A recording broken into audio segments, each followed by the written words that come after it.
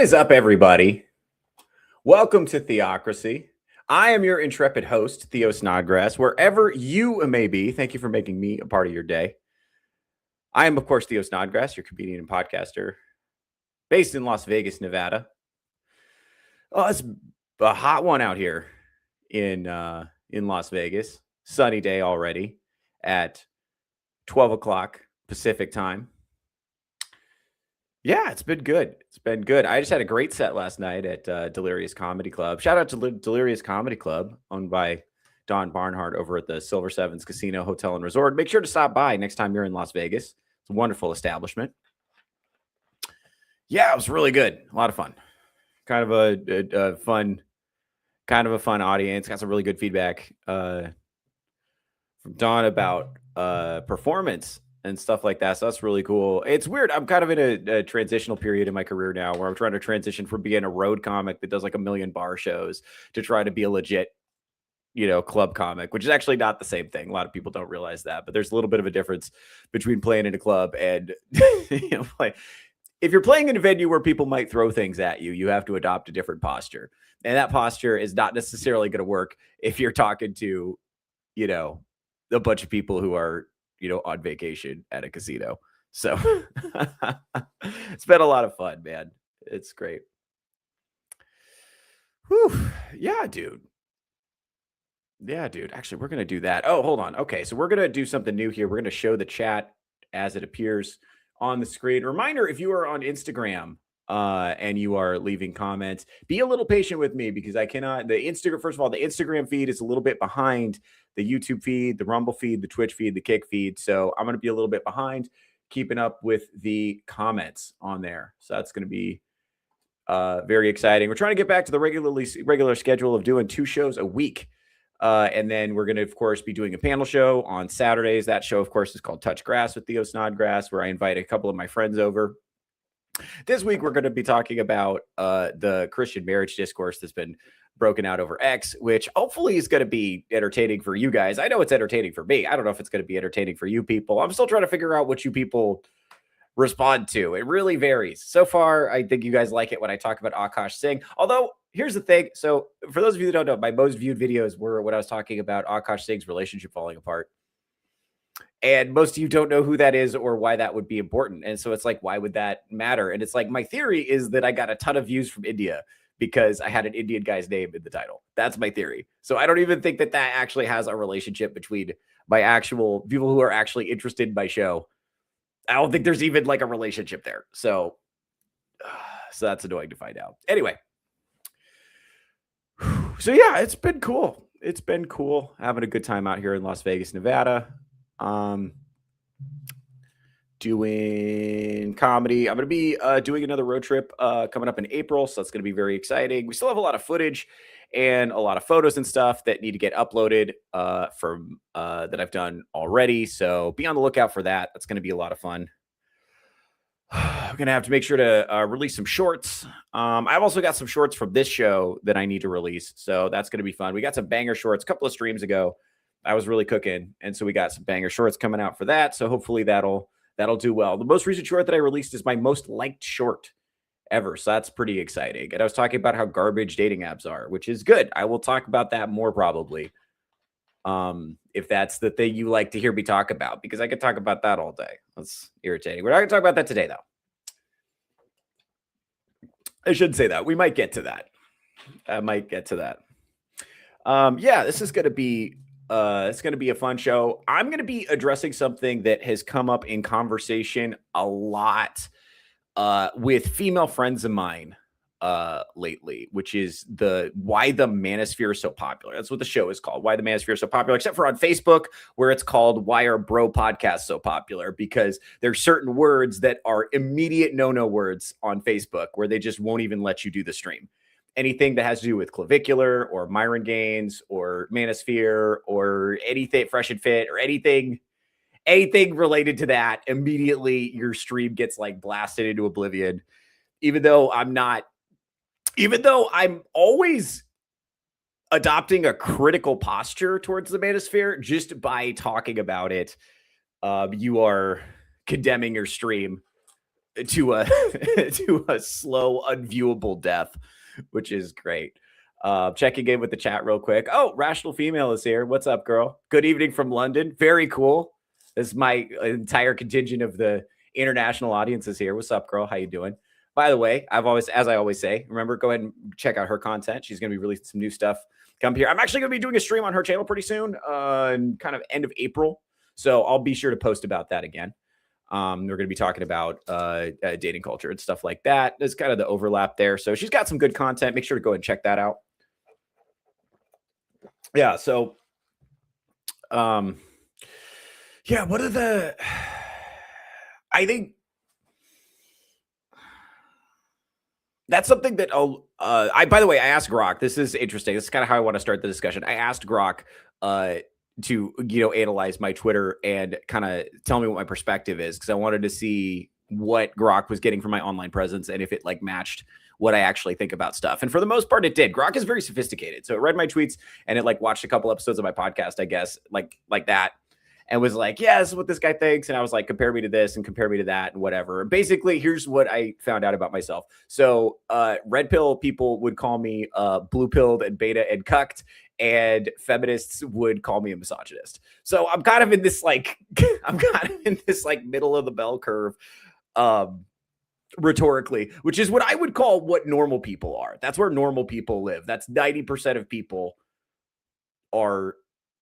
exist in this kind of like ambiguous middle zone where they don't have hysterical, distorted views about reality. They're just trying to like figure out what's going on, and they just want to be in like a normal relationship. They don't want to have like 7 wives or whatever. They don't want to be on a yacht with a bunch of like Eastern European prostitutes who are scared to look them in the eye. As cool as that would be. I mean, it sounds like a great time, but that's not what most people aspire to. I don't think most women aspire to. I don't know. What do feminists want out of life? I guess they want to write for The Atlantic. I don't know.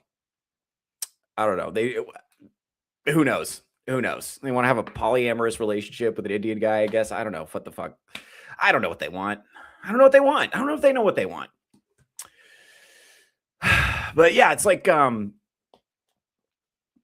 it's like most people are normal. So I found that out about myself, that I'm like, I asked it explicitly. It's like, is Theo part of the Manosphere? And it's like, no, first of all, Theo, I know it's you. Stop referring to yourself in the third person. It did do that to me at one point, which was a little bit like, okay, bro. I was like, no, you're not. Yeah. And so essentially the conversations I've been having with female friends, because I'm fascinated by the Manosphere. I was a big Manosphere content consumer when I was younger. So, but at that time it was very niche. So remember, I'm 34 years old. So when I was younger, I'm talking about being like 18, 19, 20. It was a very different environment at that time. It was not nearly as mainstream. Like if you brought up the red pill at a party, no one would know what you were talking about. And it would probably be shit on. Like if you criticized feminism publicly, which I did a lot at that time of my life, in college and stuff like that. If you did that, you could reliably expect that most of the women, all of the women and most of the men would turn on you immediately. The whole room would turn on you, which is like not something that, scares me. I think it irritated me more then than it does now. Now I don't give a shit. But, at the time, I think that irritated me.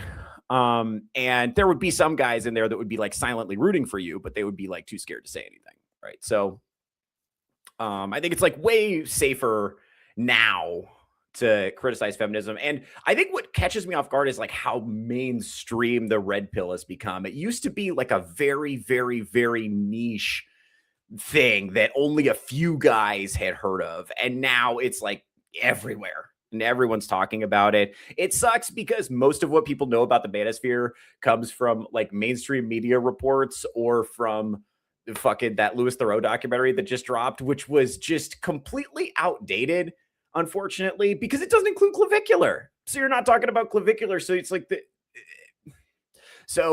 all that information is like old news. It was like, I would argue that documentary is about 3 or 4 years too late and not nearly as informative as maybe it could have been. And we talked about the documentary already, but it also didn't make a compelling case that it's actually doing any, meaningful damage. Like they didn't find Like I was hoping they would they interviewed a couple of, lesser Manosphere creators, not any of the cool ones. Like there was no Rollo Tomasi, no Brian Atlas, no Andrew Wilson, guys that I would have wanted to hear from.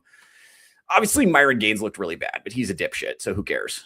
And I hadn't heard of some of the other guys, and I pay a lot of attention to these issues, and I hadn't heard of them. So I don't know, maybe they're bigger in Britain. I don't know what the deal. I don't know how big HS Tiki Taki is. I really had not heard of him. Maybe it's age gated. Maybe if I were like 25 years old, I would have heard of this guy. I don't know, or maybe it's like 15 to 19. Maybe that's the age he's targeting. I have no idea, but I hadn't heard of that guy. Anyway, so I think people really misunderstand what's going on here, because they're getting their information from, like I said, mainstream media reports or inaccurate sources. And so I wanted to go over a little bit of history, kind of what I know and why I think it's got so much traction right now in this moment, because I think that would be just an interesting thing to put out there. And hopefully I'll get some cool shorts out of it. That'd be sick. I'm wearing a hat today because my forehead has a weird red bar across it because I was riding my e-bike earlier and I was wearing a helmet.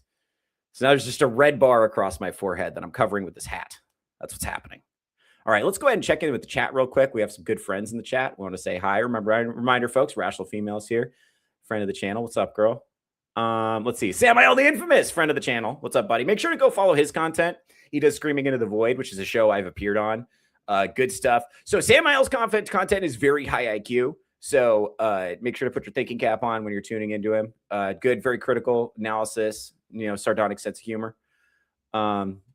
Cool guy. Make sure to go ahead and follow his content. Give him a follow. Not a fan of the Manosphere. Always seem to be like feminist, blame the other for all bad things, but from the other side. I've said that too. Yeah, I think the Manosphere is, a lot of Manosphere. I called it girl boss feminism for men, which is like, yes, king, get that bag. You don't need no woman. You're a strong, independent man who don't need no woman. It's just, it's like, what are we doing here?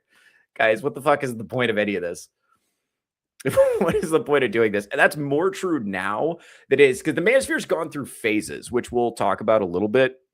Right now, especially, it's very asexual, especially when you get into like clavicular and the looks max. It seems like clavicular's only goal is to win male versus male competitions. Like he says himself, I just want to mog, which is to say, I just want to prove myself to be better than other men. Like, I don't even think he doesn't even seem like that psyched about getting with girls. I think he wants to be seen with girls on streams so that he can mog other men, so he can win the competition of who has the most girls. I don't think he wants to pursue women for the sake of actually getting with women, which is bizarre and asexual. Some people have said it's gay. I don't know if it's gay exactly, if it's asexual. I do suspect clavicular might be closeted, but I don't have any information on that. It's not like Fuentes, where there's like credible rumors that he's closeted, or like Sneeko, where he's like, yeah, I tried being gay for a while. It wasn't for me.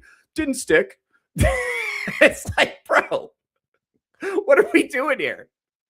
It's crazy. And I said this a couple of streams ago, that a lot of the guys are men are taking dating advice from men who are closeted, and women are taking dating advice from women who are prostitutes. And then they're trying to act that out in the world. And so you have men who are like displaying contempt for women, and women who are like demanding that men pay for their time. And it's like, yeah, both that is good. It's extremely unpleasant for everyone involved. Like, no one's really enjoying it.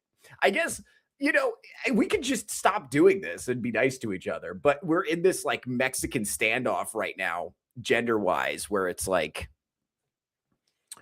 it's we're waiting for, somebody to put down the gun. That's why, I don't argue with women anymore, but I do let women yell at me. I'm very permissive of that, more so than like, I know that's like not like based in like Chad and like red pilled or whatever. But like, I don't argue with women anymore. I do let them yell at me. And sometimes I'll ask them questions. Although I will say, since I moved out of the Pacific Northwest, women don't yell at me as much as they used to. I miss it. I'll be honest. What's up? Oh, Strider's here. What's up, buddy? Shout out Strider, friend of the channel. Strider's going to be appearing on the panel show we're doing this weekend, by the way. We're doing this Saturday, we're going to be doing a panel show, 12 o'clock Pacific time. We're going to be discussing the Christian marriage discourse that's been going on X recently. And that it kind of relates to this issue. That's tied into why the Manosphere is so popular. Let's see. It's all commie propaganda designed to break the family unit. If men and women can't get along, they don't make families, no future. Big time. This is true. Okay, I wanted to. I was speaking with a female comedian friend of mine who shall remain nameless. I'm not going to name check her here. And we were having just like a normal, regular conversation, which we've had a couple of different times. And she's like, the patriarchy and we as women and like she can't. Every conversation I've had with her has included these phrases, and I'm like, and I just want to tell her, I was like, sweetheart, that's retard speak. That's retard speak. You've been programmed by communists who hate you to believe these things so that you do not marry and do not have children, because single women are way easier to separate from their money. Single women spend their money on useless consumer bullshit, whereas women who are married and have children spend money on their families. And it's way easier to sell somebody useless consumer bullshit over and over and over and over again than it is to, it's way easier to take somebody like that and just like pump them for money and get them into credit card debt, selling them useless consumer bullshit to fill like the void of emptiness inside them. People with families don't do that. They spend money on like diapers and shit or whatever babies have. I don't know what babies need. Like a funnel. How do you feed a baby? With a funnel, I think is how you do it. Is anybody on Instagram?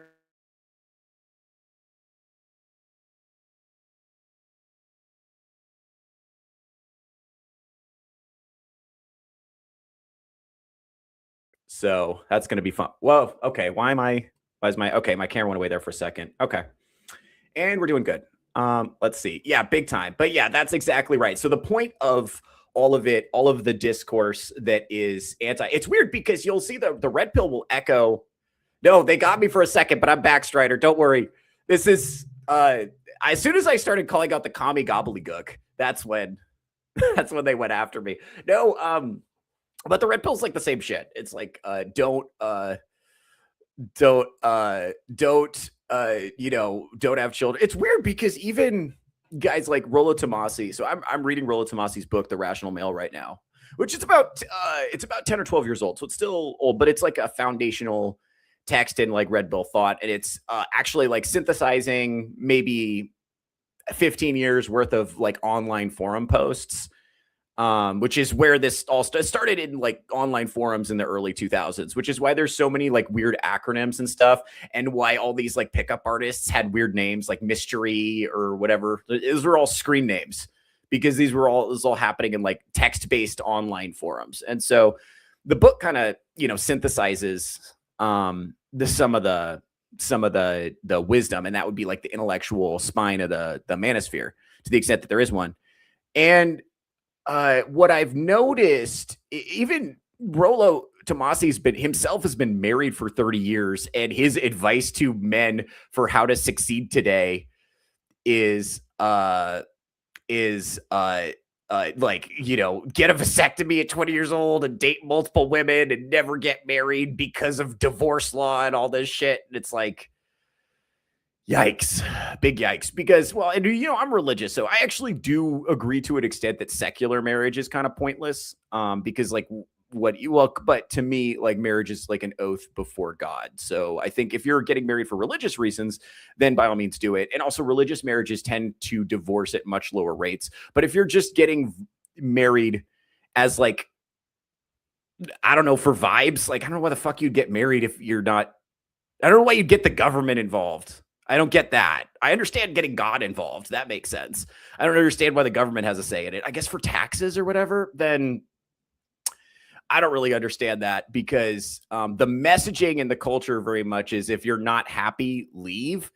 And leaving has disastrous consequences. So that seems silly to me. But if it's like, if you're taking like an oath before God to stay together despite good times and bad, and to like, to like really invest, that makes sense. But like the problem with, I think, red pill advice largely is you can't, if everybody does that, this is a little bit of Kantian ethics here. If everybody did that, we wouldn't have a society. Think about that. If every single man dated multiple women and did get married and had a vasectomy or whatever, we wouldn't have a society because there'd be no children, and we just like fucking die out. Like what the fuck what would you do with that?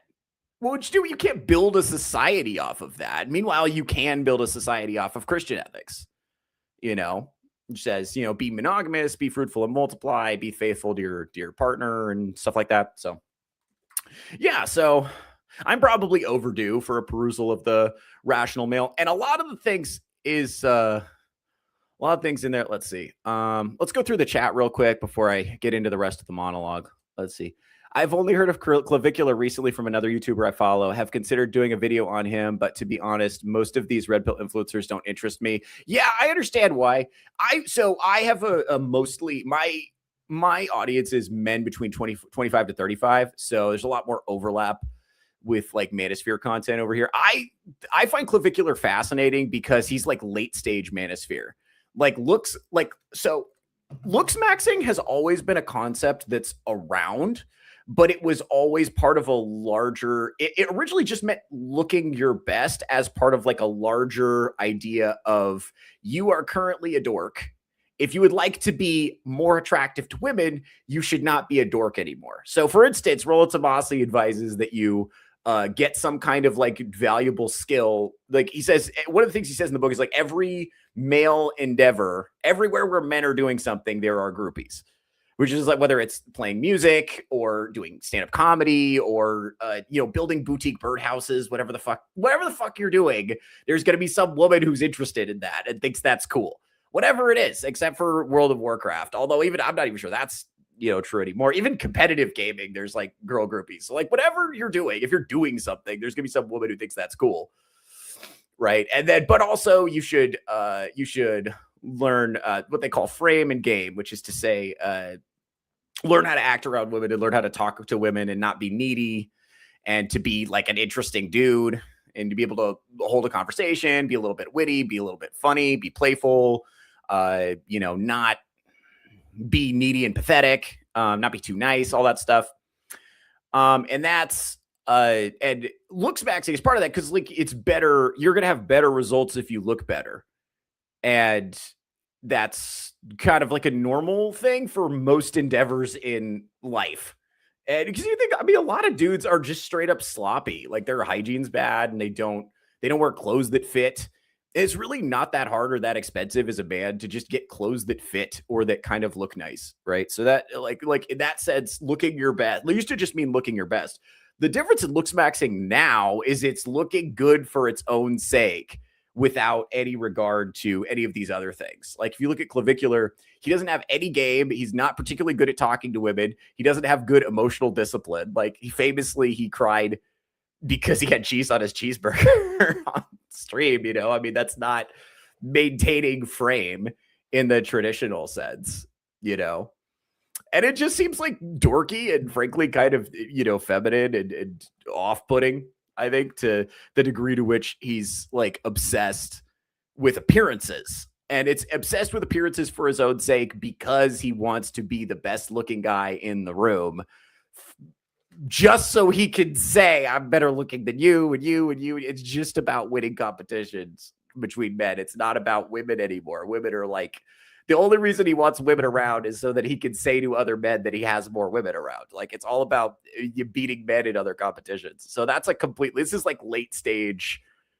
This is completely different. The original purpose was always like improving yourself so that you could improve the women that you had romantic access to. That was the original theory of the whole thing, was like improving your romantic prospects. And then eventually it became about improving your larger life practice. Because there's only so much like random fucking you can do. Like look, after a while, holes is holes. You know what I mean? It's holes is holes. It's like at some point you want somebody, like you want like one person around who has a cool personality and thinks you're cool, that you like hanging out with.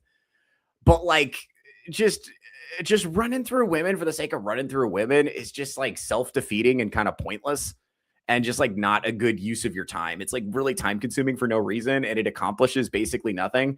And you can't really make money with it unless you're like selling courses or whatever. And so it's just like not that good of a use of your time. You really just need like one woman who's like worth a shit. And then you can think about other stuff. It just frees up a ton of bandwidth to think about other stuff. So yeah, this is bizarre. Don't worry, I'm back. Hopefully that wasn't my internet. That's terrible. I can tell you're not a parrot with a funnel. That's just what I assume. So I don't know how else you get the food in there. You just follow it. I read The Rational Male years ago. Fascinating book. A bit angry. I understand why you would perceive it that way. And people do say that about Rollo, that his tone is angry. I think he's writing for a male audience that he wants to deliver a harsh wake-up call to. And some of his critiques, again, I'm only about 20% of the way through the book so far, so I'm still cooking on it. But so I just picked it up yesterday. But what he's saying about the soulmate myth, for instance, is fundamentally correct. Like like thinking there's like what he calls one-itis, which is to say the belief that there's one person out there for everyone. And once you're with your one person, that's it for you. It's your only source of happiness. He is right that a lot of guys get locked in this, golly gee willikers, she's the one for me. And they tolerate all kinds of like bad behavior from their romantic partners. And she doesn't respect them because she doesn't respect him because he's tolerating all the bad behavior, and she has all the leverage because in his mind, he knows he can't leave. And because he thinks she's the one for me, instead of the truth, which is there's a lot of people you could potentially be happy with, and good relationships are built over time, not this element of like fate and magic or whatever that brings souls together, which is weird because even like people who are not religious, secular people will believe in the soulmate. Which is just odd. There's one person for me. It's the one. It's like, and I think what that has really fucked with the millennial generation, those of us, if you're like north of what is like probably like, if you're north of 30 at this point, if you're 30 plus, you know, you've seen this where it's people who are just out there looking for the one that thinks, you know, all the movies and shows and stuff taught us that when you meet the one, it's effortless and they're just magically interested in all the same stuff as you and everything is perfect. And it's like, the reality is good relationships are built over time. The people I know who have a really solid relationship, they've been together for a long time. They fought and they fought and then healed the relationship and then fought and healed the relationship and fought and repaired and fought and repaired. And in that process of fighting and repairing, and being like, oh, I didn't see things that way. Oh, okay, blah, blah, blah. And actually like communicating, that builds the relationship together and you grow together and you develop common interests kind of over time. That's not what the soulmate myth says. The soulmate myth says you're going to meet this person and it's going to be magically effortless. And so a lot of, especially millennials, are like, well, that's not real life. So that's like not how it worked. And so a lot of us are fucking, you know, out here looking for a fucking soulmate, and that didn't happen. And we're like kind of unaware that was going to take work. So let's see what else we got. But yeah, Barolo's tone, I understand why it sounds harsh, especially to on a woman's ear. I'm certainly it would sound harsh. It's weird because Rollo has been married for 30 years with no cheating scandals, and he's not one of these guys who's like, I have a one-sided open marriage, I'd be banging all day. He's not that. He's just been married for however long. So it's like, bro, what are you mad? I don't know. So I don't know that he's like, and that's something that I think is more broadly true. I think a lot of women, when they see the popularity of the red pill, they're like, wow, do all men just hate women? And I will say, I haven't taken like a poll or anything, but I don't live online. Like I go around and like talk to regular folks, just doing comedy in different places. I talk to regular folks, and I will say most men are, I would say, frustrated with women's behavior sometimes, but it seems like the desire is they want to get along with women better, and they do not know how. That's what I think the frustration is. I don't think it's like, I hate women for what they are. I don't think that's it. I think it's mostly what I'm hearing from men is, I would really like to get along with women better, and I don't know how. And so they go online seeking advice. Unfortunately, anyone with a male audience, kind of regardless of what they're saying, anyone with a male audience is called, you know, a part of the Manosphere, which now has this connotation of being like an evil, misogynist, Nazi, whatever, you know. So that's what they did to Jordan Peterson. They chased Jordan Peterson off the internet and called him a Nazi until he fucking collapsed and had an anxiety disorder and almost died. Very fucked. So, and he was like, just clean your room. It isn't immediately clear to me why you should have dirty underwear on your floor. It's like, all right, bro, I get it. And he was right, to be fair. My room was mad messy.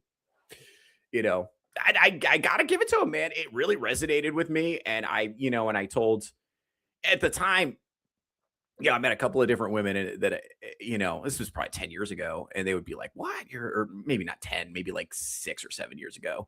And they'd be like, what? You like Jordan Peterson? How?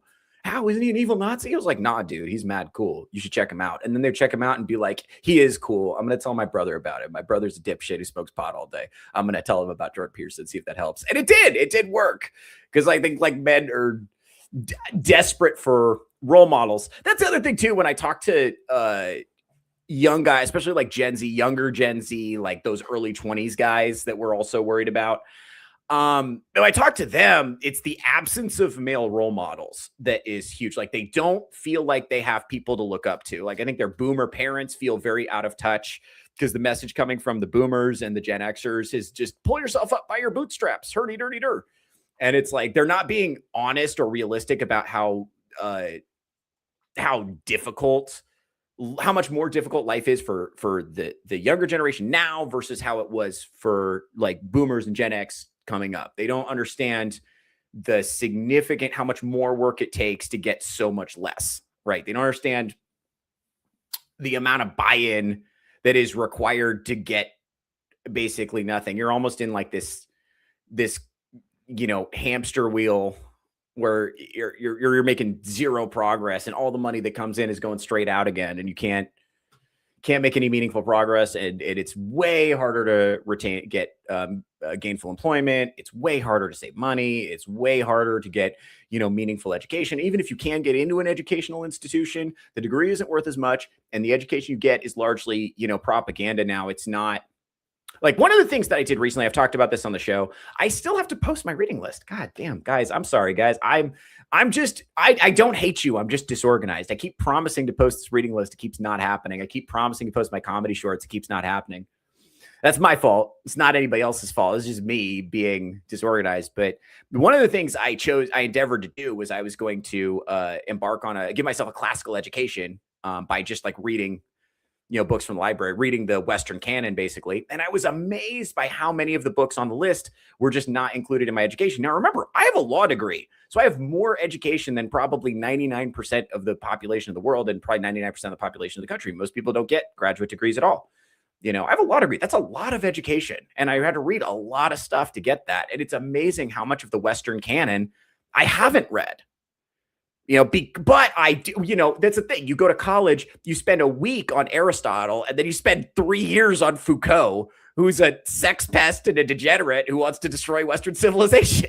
Like, yeah, that's demoralization. That's not a good rhetorical education. And people come out of college repeating talking points. They don't have any ability to tolerate contradictory ideas or participate in a robust exchange of ideas or discussion or whatever, which is what you need to do to learn. So I think, men are looking around and they're seeing that and they're being like, fuck that. I don't even want to participate. I'm checked out. And I do think the millennial generation has largely abdicated our role as being mentors of the next generation, partially because we didn't achieve any like meaningful success or power. I mean, some of us did. But obviously JD Vance is doing pretty well, but like Mark Zuckerberg's doing pretty well. But like for the most part, we did not take our role in society as role models. And when I talk to Gen Z, they look at millennials as like cucked and beta, and boomers and Gen X is like out of touch with their reality, and they kind of feel like they're completely on their own. So you end up with the blind leading the blind. A lot of these like look smacks or influencers are quite young, they're quite young. So they're taking advice from, so part of it's like chasing all the role models, all the male role models off the internet.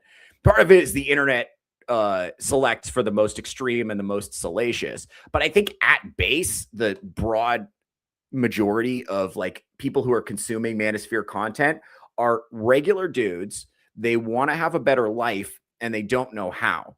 And all of the markers of what virtuous masculinity might have been done away with. We have a society that creates way too many male losers and hardly any male winners. And that's not good for anybody, because women hate that shit. Women don't want to fuck losers. They hate that shit. right? It's guys don't want to be losers and women don't want to fuck losers. So it's like you don't want a society that overproduces male losers. A good society has many different domains. Not everybody can be an NBA player, right? Not everybody can be a winner in that way, but you can maybe get a trade and develop a valuable skill and develop a meaningful income, and then purchase something, purchase like a house or whatever, and then you're a type of winner.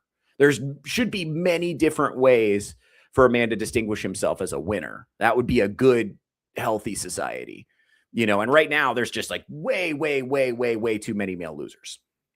And part of the problem, I have a couple of articles pulled up about this. Part of the problem is like when there are problems, you cannot talk about the problems that are affecting men without somehow tying it back into it being a problem that affects women. So let's go ahead and touch in with the chats. The chat's been rolling over here. Let's see. Pagans tend to stay married too, just not the Gardnerian Wiccan variety, which is infused with radical feminism. Funny though, because it was founded by a man. Yeah, very weird. Very weird. Very weird. Yeah, I wonder if it's the religious component. I know in religious communities, part of it is social pressure. That's definitely true. People always like to bring that up when I bring up the statistic that suggests that folks who get married in the Catholic and Orthodox churches, for instance, and high church Protestantism too, they tend to stay married. I haven't looked at the data on the evangelical tradition at all, so I'm assuming they stay married too. I'm not sure, but I haven't looked at the data. But people say, "Oh, well, that's all social pressure." It's like it definitely is in part. Social pressure is people in general are very responsive to social pressure, so that's true. But it's also true that the people who enter those marriages think about marriage differently when they do it. That's true. So you're going to think about marriage differently if you think about it as a promise to God versus if you're just getting married based on vibes. Like, I want to have a wedding. It's like a symbol of how much you love me. I was watching this show. Fuck is it called? It's like Blue Therapy or something like that. It's this UK show on Netflix where people go to couples therapy. I had to stop watching it because it was pissing me off. Because every time a man would say something, the therapist would like cut him off and like side with the woman. And I was like, I can't watch this anymore. But one of the things the woman was like, I want to get married because it's like a symbol of how much you love me. And he's like, I don't want to get married. Why do we need to get married? It's like, okay, well, y'all are incompatible. Figure it out. But it's different. If it's just a symbol of how much I love you, then fuck you. But if it's just, if you just want to have a big party, then fuck you. But if it's a covenant that we're swearing before God, that's a different thing. And so I think it's not just the social pressure. It is that they think about marriage differently. Let's see. Let's see. Better Bachelor highlighted clavicular catching women trying to cheat with him, and it could not be a bigger black pill. Yeah, okay. So I've been calling clavicular fuckboy Robin Hood for exactly this, which is he catches all these girls on stream. They come on stream with him, and then he'll be like, oh, is this your boyfriend? Is this your fiance? Is this your husband? Whatever. And then they get caught cheating and he publicizes it, which is crazy. But like, this is, I think, arguably another reason for the popularity of the Manosphere. This idea that women are kind of ruthless and, prone to cheating did not fall out of the sky. Like I've talked about that on the show before where, I've seen that. One of the most depressing things that I've seen, on the road is the amount of women who will throw their man under the bus to just try to get a shot at like me or like other comedians. And it's not because I'm like special or remarkable in any way. It's just like, there's a lot of women out here that are just like ain't shit and will throw their dude under the bus to try to get at a guy they perceive as better, even if it's temporary, even if it's just like temporary access to like a dude they perceive as, better. Just like, and sometimes the dude is not present. Sometimes he's just like sitting right over there and they're still, throw pussy out. And it's like, oh man, it sucks. Cause like, I will always have more empathy for the dude than I will have desire for the woman, and that is the biggest fucking turnoff in the world is like the lack of loyalty. And I've been telling people about this and people have been like, oh, well, that's not real. And now clavicular is like showing it in real time. And by the way, this is not, no,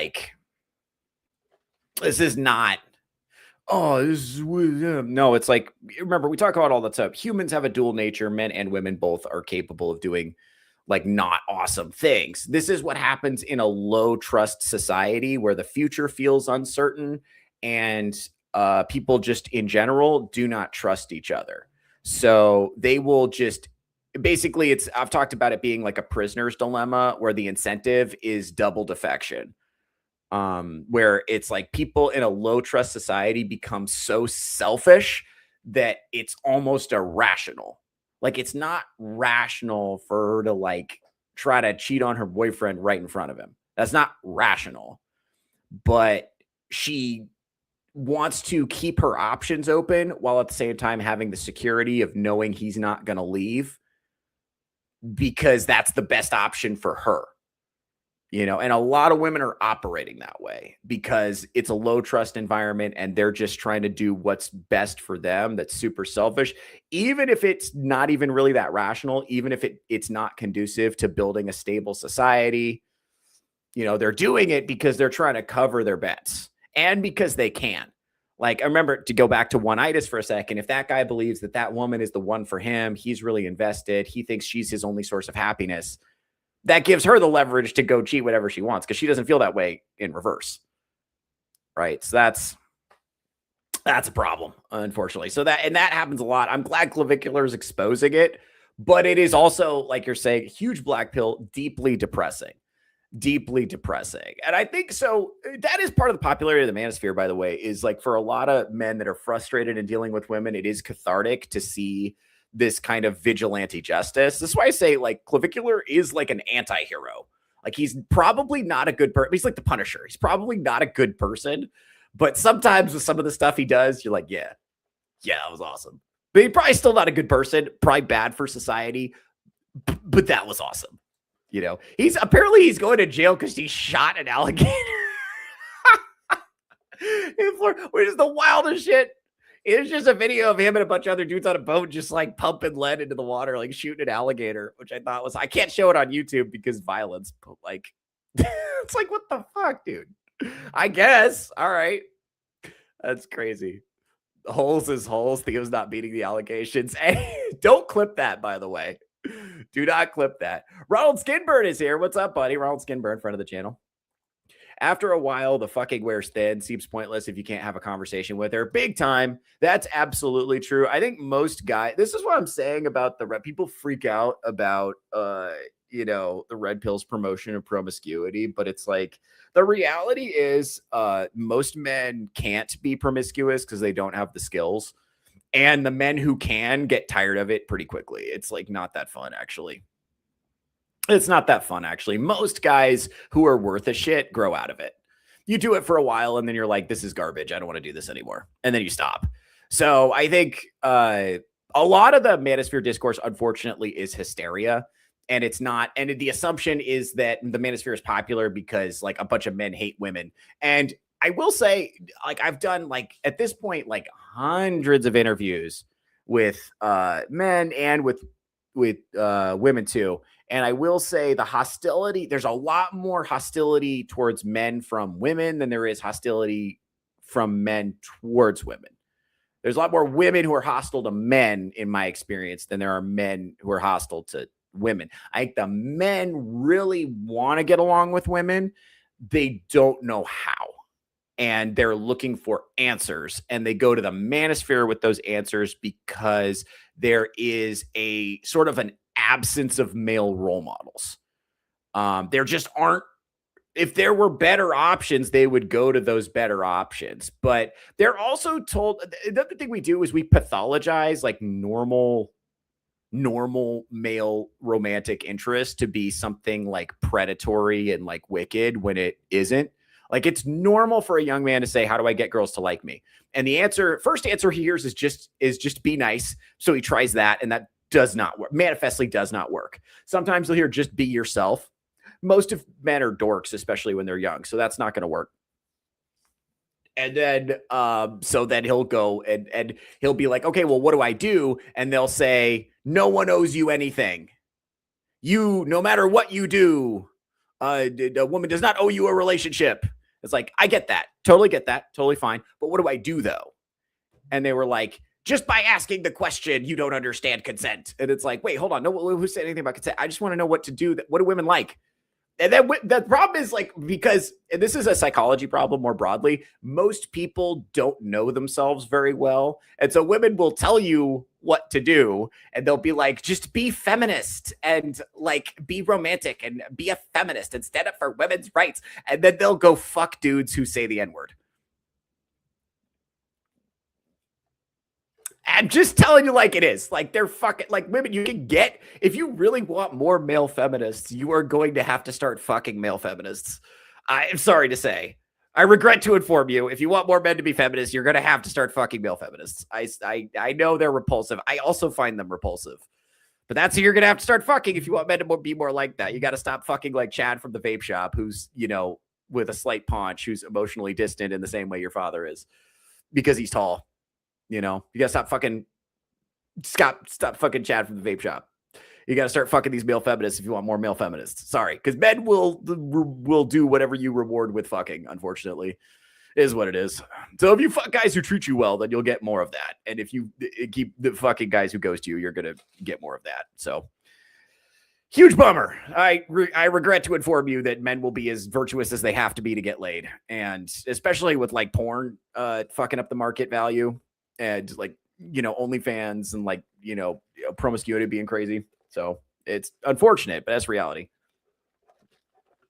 Yeah. So I think a lot of men, they want women to like them and they don't know how. So they go and, you know, the advice they get from most people, like the advice you get from your mom or maybe your dad, if you have one, is that be nice, be yourself, do that. Like it's, none of that works. And then they go on, then they like look out in reality and they're like, oh yeah, the guys who are, it's pretty obvious if you just like watch what's happening. The guys who are, you know, doing well with women are not the guys who are the most feminist. They're not the guys who are wearing pussy hats at the rally. That seems to be a sneaky fucker strategy that is like, you know, largely counterproductive. But it seems like there's not a relationship between how like progressive a guy is and how much pussy he gets. That doesn't seem to be there. So guys will see that and they'll be like, okay, well, that's not true. So they'll go online looking for answers. And then that's where they'll find the red pill. And some of what the red pill says is true. And then a lot of it will just like ruin your life. If you get obsessed with it, it'll ruin your life. But I think a lot of guys kind of rightfully get angry when they find out that everything they've been told about reality is basically a lie. You know, everything they've been told about like men and how men and women work and like society and like history and all this stuff is just a lie. Then they get frustrated. And I understand that. I get that. I totally get that. I went through, you know, something similar. Yeah, I get that. But it's just like, you kind of just got to like accept things how they are. And I think that would be easier if we were just like more honest about reality. But it's like, you can't, it's just like finding out how, you know, finding out that everyone in school lied to you, your parents lied to you, your church lied to you, everybody lied to you about reality. And then finding out the truth on YouTube is pretty frustrating. It's pretty frustrating. I feel like that we have an entire society that's built around like nonsense and bullshit. And it's like, damn, man, I just wanted girls to like me. And now I got to fucking, now I got to learn about Israel. What the fuck? Oh, man. Let's see. That's a result of religious ideas and terms becoming endemic to the language. The idea of a soul is unique to Christians, and it is a concept everyone in the West understands, regardless of belief. That's very true. Manosphere live chats are a meat grinder. Yeah, big time. Big time. It's crazy because these live streams, it's like Fresh and Fit, for instance, it creates this like vicious cycle where they'll bring on OnlyFans models, and then the chat will like pay money to like call them whores. And then they'll go subscribe to their OnlyFans. So it's this vicious cycle where they'll just talk all this shit about how terrible OnlyFans creators are. And then they'll feed that same vicious cycle as their followers will become followers of those, you know, OnlyFans models. So they're not promoting a virtuous lifestyle that you can build a society on. Like, you know, they're not like, if you like date, you know, multiple women and never get married and don't have children and just make a big pile of money for no fucking reason, then the whole point of like making a bunch of money is so that you can establish a legacy for your family. and so that you can be a contributing member of society. Your goal as a man should be to become a wise old man who can be, a contributor to your community and who can have information to pass on to younger generations. That should be your goal.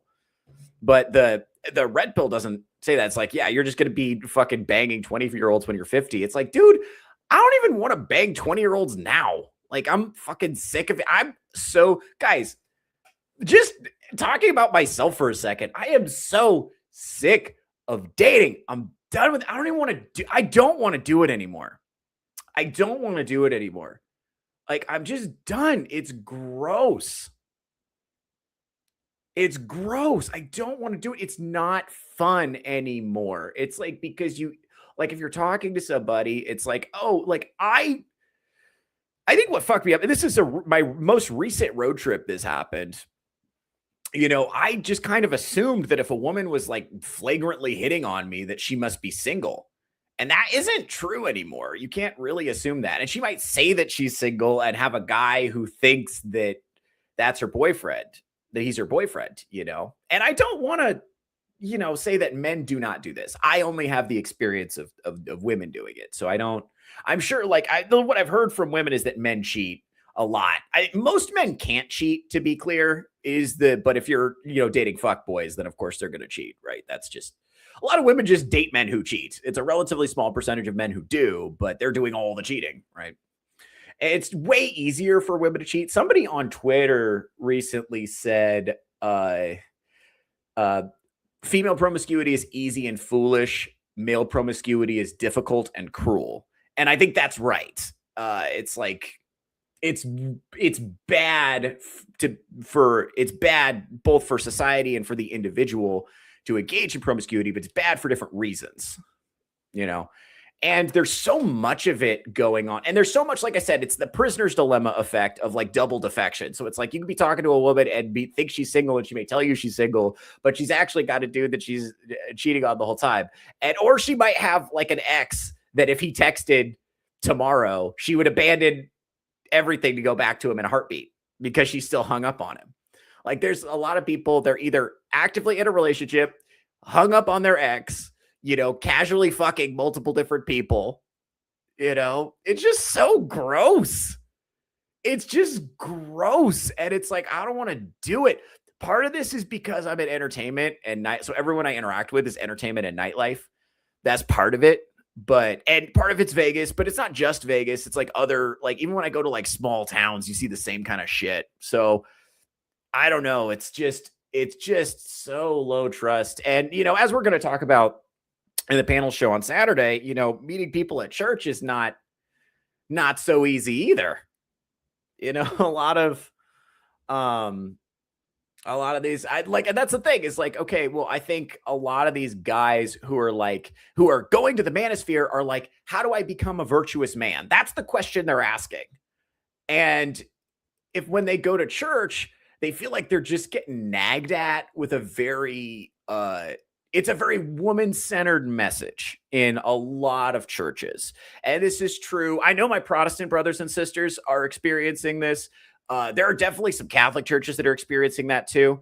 I think that's why the Orthodox Church is getting an influx of new, and they're like 80% like men, which is wild. So the problem with that, unfortunately, is that now there's not enough like Orthodox women to marry, And a lot of these are like your high IQ dweeby, not dweeby, but like socially retarded guys who are like not doing super well in the current dating meta, because they're, overthinkers, or they're awkward, or they'll just like spend 20 minutes ranting about the Soviet Union on a first date, which is not huge boner killer, not a panty dropper, does not, just dries things up down there. So not good. Don't do that. But they don't know. They don't know, and they're not going to get a second chance because of that. So, yeah. So they're going to the more, and the Orthodox Church is a little more macho. But yeah, it's a big problem. So they're like, okay, well, I feel like I'm just getting nagged at church. I feel like I'm getting nagged at school. I feel like do you remember the fucking Democratic Party? I had a thing pulled up. Do you remember the Democratic Party? Their big thing of like, how are we going to reach young men? And it was that fat chick. Remember that? Hold on. I have this bookmarked because I want to get to these. Give me a second. I have a couple of articles I wanted to get to that were making this point, but it's like, yeah, we want to get to, okay, well, my internet is fucked right now, I guess, but it doesn't matter. They were like, oh, well, what are we going to do with the Democrats' secret weapon to reach young men? And it's just like 300-pound lesbian.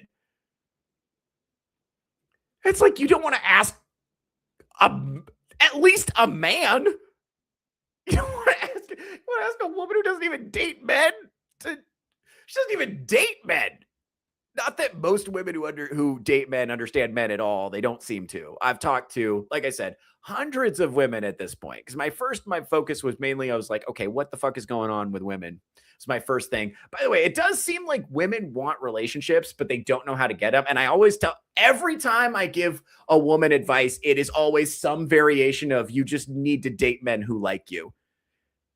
And they're like, but wait, why can't the guy I want to like me doesn't like me? And I'm like, right, you have to date men who like you. That guy's not going to like you. And they're like, but I want that guy to like me. And it's like, that's not going to happen. You have to date a man who likes you. I don't like the guys who like me. Okay, well, this is why I don't give advice to women. This is why I only give advice to men on this show, because they don't fucking listen anyway. And the women who listen to this show already they're already doing everything right. So it's like the shout out to the 4%. We love you guys. But the women who actually listen to the show do not need any help. They're doing fine. They're already, critical of feminism. Most of them are already married. My mom was like, why don't you date someone who listens to your show? It's like, because they're already married, Mom. That's why they like my show. It's because they've already figured out that all this gender war nonsense is bullshit. They found a man they like, they married him, they figured it out. Or they're already a feminism critical content creator. They already figured it out. They don't need advice from me to figure out shit. So, most, I think, rational people can tell that this this stuff is bullshit. With Clavicular, it's interesting in particular because a lot of people I think one thing people forget is not everybody's watching him to get advice or whatever, because he doesn't really have a philosophy outside of mogging, right? So a lot of people are watching him because to see what kind of weird shit he's going to get up to. Some people are watching him to see him embarrass whores, and some people are watching him because they hate him and they want to watch his inevitable downfall. So it's good old fashioned voyeurism. I don't think it's broadly indicative of a trend of misogyny amongst young men. I think that is wildly overstated and mostly media hysteria. It does not bear that out. I think most young men want desperately to get along better with women, and they just don't know how.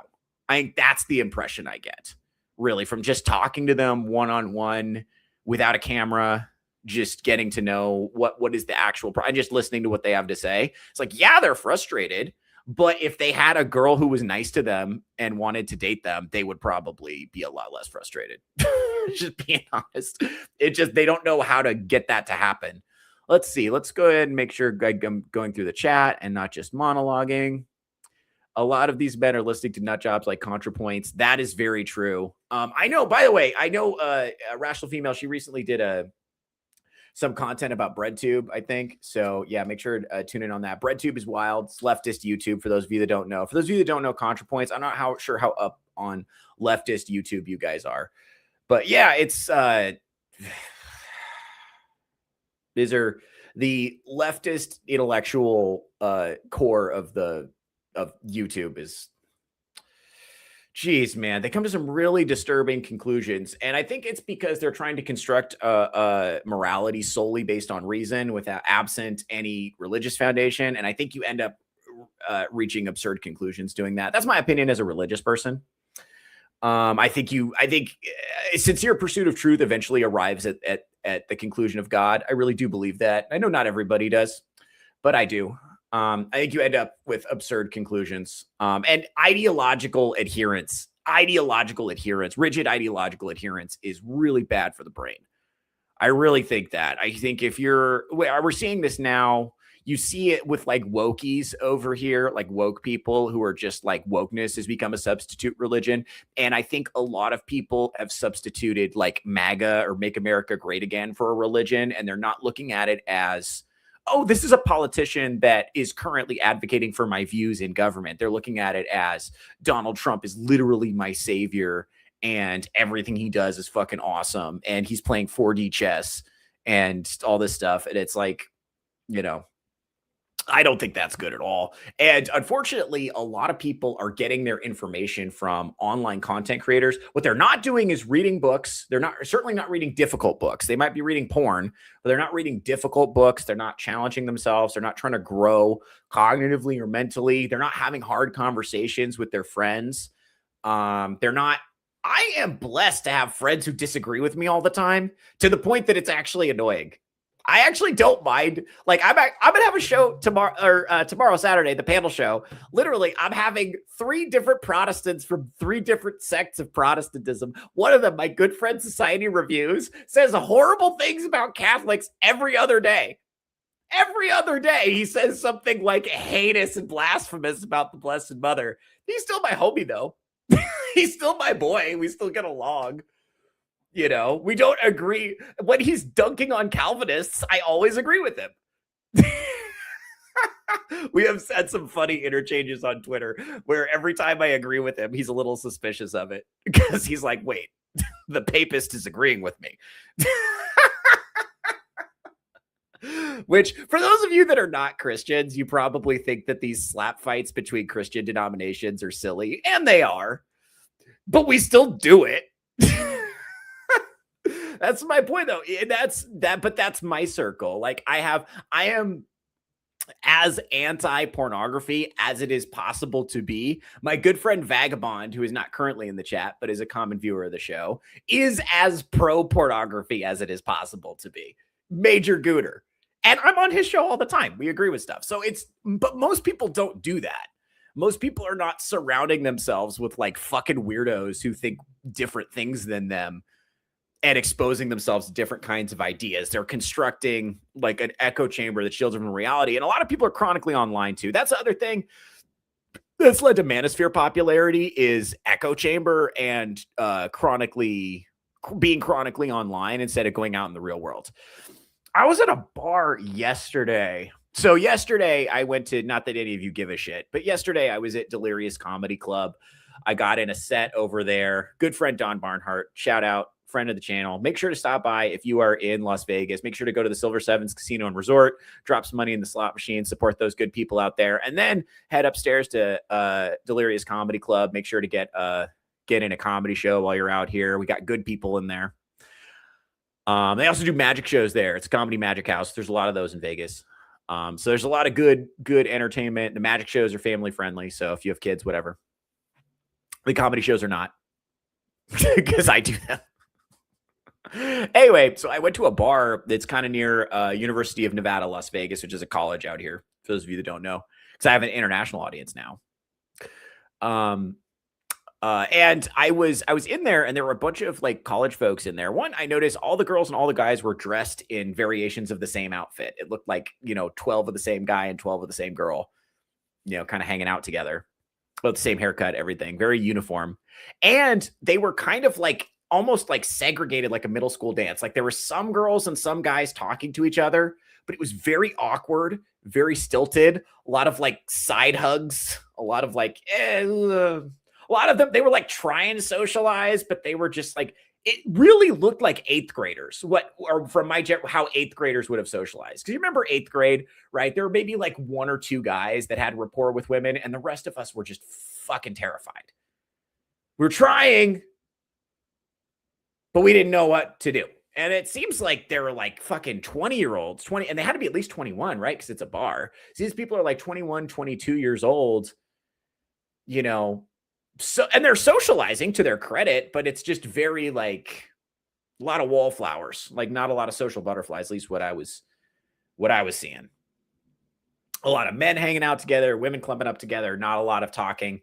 And I remember I was out on Halloween that was just like a bar. That wasn't like, I was doing last time I was like in an environment that was like nightlife in Vegas was on Halloween. It was just like, unks, unks, unks, unks, and women with their butt cheeks out and everything.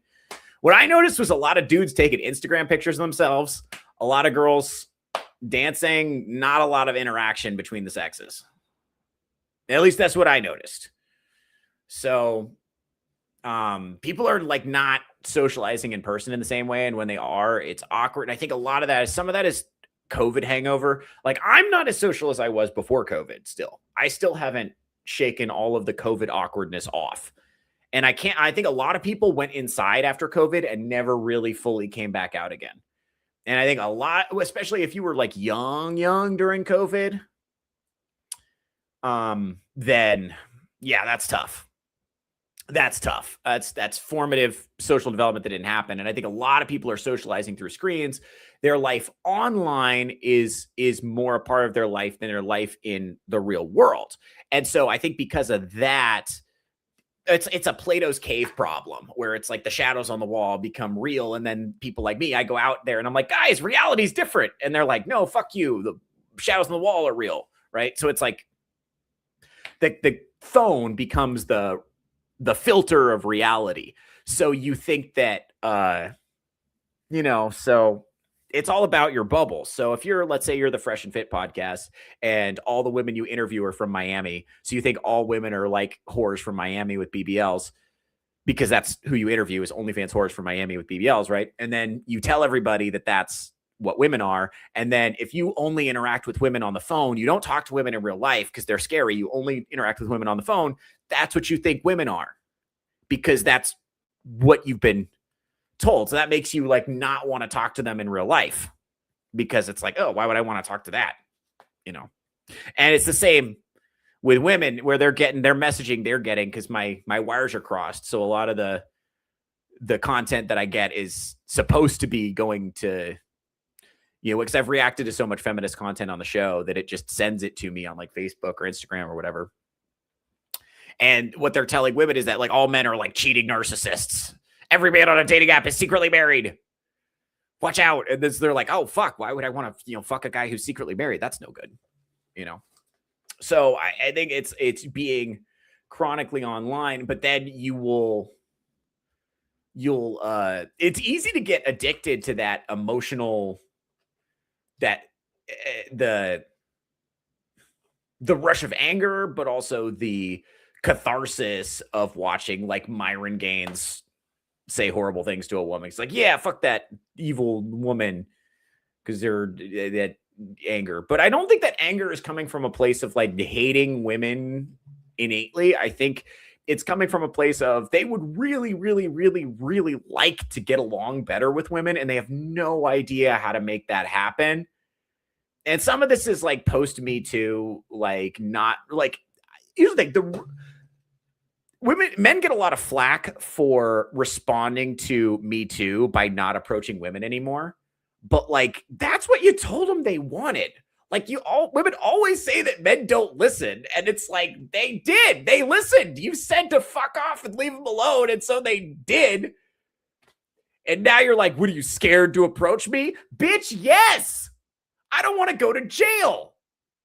It's not about like you talk to the guys and their fear of consequences for just like a lot of these young guys are like, well, if you say hi to them, you're going to go to jail. And that sounds like a phobia. That sounds like an outsized fear. And that's not real life. And a lot of us who are old enough to have, I existed in the before times where you could talk to strangers in public. For a lot of us, we're like, oh, well, that's ridiculous. That's silly. That would never happen. But to them, it feels subjectively, it feels real. It feels like that's what's going to happen because they've had this message browbeaten into them that like, they're like, women don't want to be spoken to. Go away. They'll leave them alone. Don't want to be bothered. Leave them alone. They don't want that. And so it's like, well, fuck, I want desperately to get along better with women. But I don't know. I'm not allowed to talk to them. And even if I could talk to them, I don't know how to talk to them. And I don't know how to get them interested. I make them be interested in me. I don't know I don't know what they like. I don't know the first thing about them. And everything I've heard about them is that they're evil. So like, fuck, what do I do? but yet I still desperately desire them. That's the other thing, is underlying all of this is like men are like desperately horny. That's the thing that's like underlying all of this, and like porn is whatever. That doesn't really, it doesn't scratch the intimacy gap. The fucked up thing about porn is it leaves you deeply unsatisfied at the end. Always. It always leaves you deeply unsatisfied. It doesn't really scratch the itch. And what's crazy is I think women want to form relationships too. I do think that. Despite what they may say, there's a lot of cope on both from the red pill community and from the feminist side about like, we're better off on our own. Data shows that women are happier when they're single. It's like, have you ever fucking met a single one? I meet them all the time. I've never met a happy one. I met some that like, I'm happy, but she's always like drunk and like has a deep longing in her eyes. I mean, like, I don't buy it. I think there are some people, like some like terminally autistic people who are like, yes, please fuck off and want to read my books. And that's fine. I believe that for sure. That exists. That's real. But like for the most part, humans want to form stable relationships and they go online looking for answers. And to some extent, the question of like, why is the manosphere so popular is the same question as like, why are these like, female influencers so popular? The ones that are like, manifest the perfect man. I have money. I have high standards. So I am manifesting a provider man who is going to pay for everything. And it's like, that's prostitution. It's weird. They're trying to like reverse engineer a husband using like prostitute methods. And it's like, I don't think that's going to work. I don't think that's going to work, bro. Sorry to say. I don't think it's going to work. And I think it's coming from I think at the end of the day, it's like a search for answers. And what happens is you took all of the positive male role models and then chased them off the internet and decided that they were Nazis and that they're not allowed to show their faces in public, or you try to put them in jail or whatever. And so every time you remove a positive male role model, he's replaced with a more toxic one. And they will always find a way to put their shit online, no matter how many times you ban them, no matter how many times you chase them off the internet. They're gonna find a way. They're gonna find a way to reach their audience. Which is why a lot of these guys, if they get banned from YouTube, they've got like their own private forums, their own private Discords or Telegram chats or subreddits or whatever the fuck it is. They have a way to reach their people and sell their shit to their people to fund, or they got Patreon or whatever the fuck they got. They got other ways, of reaching people. Yeah, no such thing as a male feminist. Those are predators. I agree. And let's see, is Instagram on here? Not really. Oh, Libertarian Goth is here? What the fuck? What's up, girl? That's so cool. Libertarian Goth. I'm actually a big fan of hers. Shit, are you still here? She was on Instagram chat. God damn it. I'm gonna have to shoot her a message. That's awesome. Libertarian Goth, shout out, friend of the channel. I've seen her content on X. Huge fan. Cool chick. That's cool. She was watching my show. That's awesome. I'm so glad I was on Instagram. It's weird because so I'm watching the chat that you guys are seeing on the screen, and then the chat I see on the screen does not include Instagram chats. So Instagram is way fucking behind. So, yeah. So I'm checking on that. Let me make sure I catch up on the chats here. It's easy for women to get laid. It's difficult for men to get laid. And they want us to think it's men who cheat the most. Me thinks we've been lied to for too damn long. Yeah, well, I think that's true. It's just, the thing is like, women get so many offers. It's like, it's crazy. It's stupid easy for women to get laid. And for the most part, women don't, that fleeting attention feels really good, but they end up feeling very like used and empty after a casual sexual encounter. And I think what they want, it's hard. I think what's hard is for women to delineate between sexual attention and relationship attention. I notice a lot of women who think that because they can fuck a guy, they think that guy's going to want to date them, and that creates a problem. But yeah, you're absolutely right. Most men can't cheat. Something Bill Maher once said is that men are as loyal as their options. And it's like people say, well, I never cheated on my wife. It's like, yeah, and Tiger Woods cheated on his wife. It's like, well, Tiger Woods had fucking Swedish bikini models, chasing him down the fairway. So That's why he cheated on his wife, because of options. It's like it's about options, you know. And some guys have tremendous optionality. Most guys have basically zero optionality. Most guys are lucky to have the woman they got, you know. Whereas even like dumpy women can find some dude to throw a dick at them. It's just way easier. It's just a lot of women just don't want to.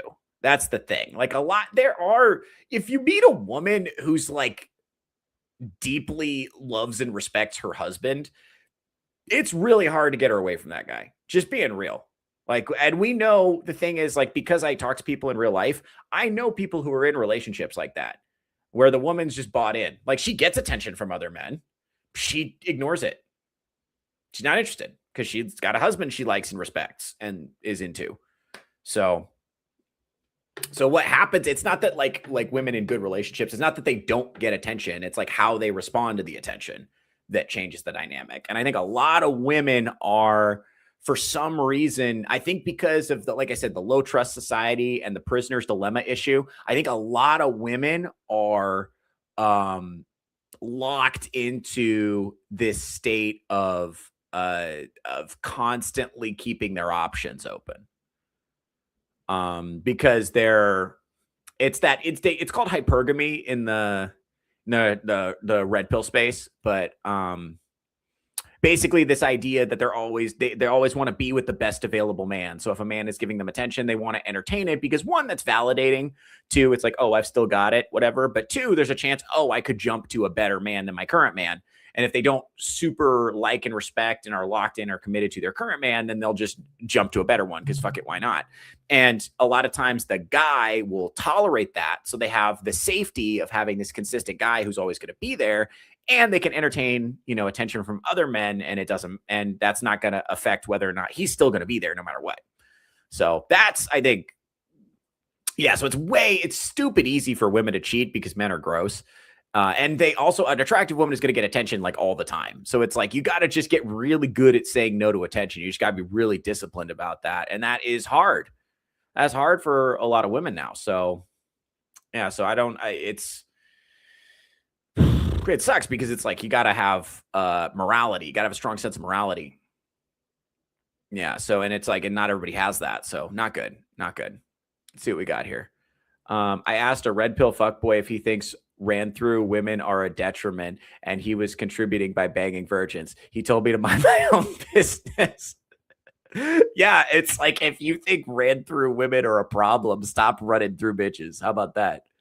That's the problem, is like, you guys will complain about, this girl's alpha widowed. She's hung up on her ex, so she can't form a healthy relationship with a guy because she's hung up on her ex. And then they'll go bang a bunch of fours, and then those fours will be hung up on them forever. And then they'll be like, whoopsie poopsie, oopsie poopsie. Or not fours, maybe sixes. I don't know. Maybe they're not banging fours. Some of these guys are banging like 6, 7s, whatever. But the point is, like, I'm not above it. I'm talking about shit that I've done. Like, that's the thing people don't talk about. One of the things about promiscuity is, like, regardless of how it affects you personally, one of the realities of it is, like, chicks you fucked with like 4 or 5 years ago might like reach out to you randomly, even if whether you're in a relationship or not. It's crazy. And they're still hung up on you. It's like they're taking that hung upness into their next relationship. So it's fucking up. So you're fucking up every time you like have sex with a woman and abandon her. You're making it harder for her to form a stable relationship with the next guy. So you're actually making the world a worse place. That ripples out, and people don't think about that. It's like, so you can't complain about how many whores there are out here and then just make more whores. You see what I'm saying? Like, that's not, if you are actually upset with the state of the culture, you have to stop making it worse. Like, you have to stop contributing negatively to the culture if you want it to get better. You specifically, you individually. I hate this like nihilistic attitude among men. It's like, well, all the women are whores now, so I'm just going to fuck 6 at a time and call it a day. Fuck forming a stable family. Fuck forming a 2-parent household. You know what? Fuck having children and, creating a future for civilization. I'm just going to fuck 7 women at a time and call it a day. It's like, no, shut the fuck up. You're making the world worse, goddammit. And you're one of the people, like, if you have the ability to fuck multiple women and you choose to opt out and choose the best woman you can find and form a stable family unit, you are actively making the world better. You're making a choice that's going to be positive for the world and for society and for the future, for future generations. You're making the world better. You're no longer making the world a worse place. You're doing something positive. You're doing a net positive. I hate this, like, well, that's just how it is. I'm just going to fuck whores.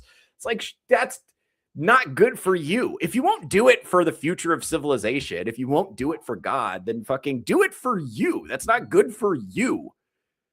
That makes you a worse person, because it's like, you know, male promiscuity is difficult and cruel. That's what they call it. You have to become a colder person. You have to, that part of you. Okay, this is the thing I think a lot of women don't understand is, like, men, like women, like men care about all women as a class, and women care about some men. They like the ones they like. They don't like all of us. They like the ones they like. Men, we like all women. Like, there's an innate biological thing where if you see a woman crying, it impacts you.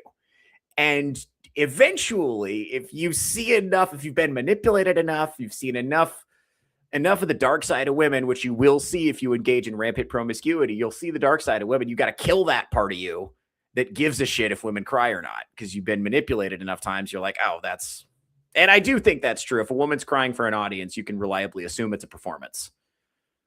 I do believe that. Women's tears are only real if she's by herself. You know, I think that maxim is not universally true, but it's true enough that if you believe it, your life will be better.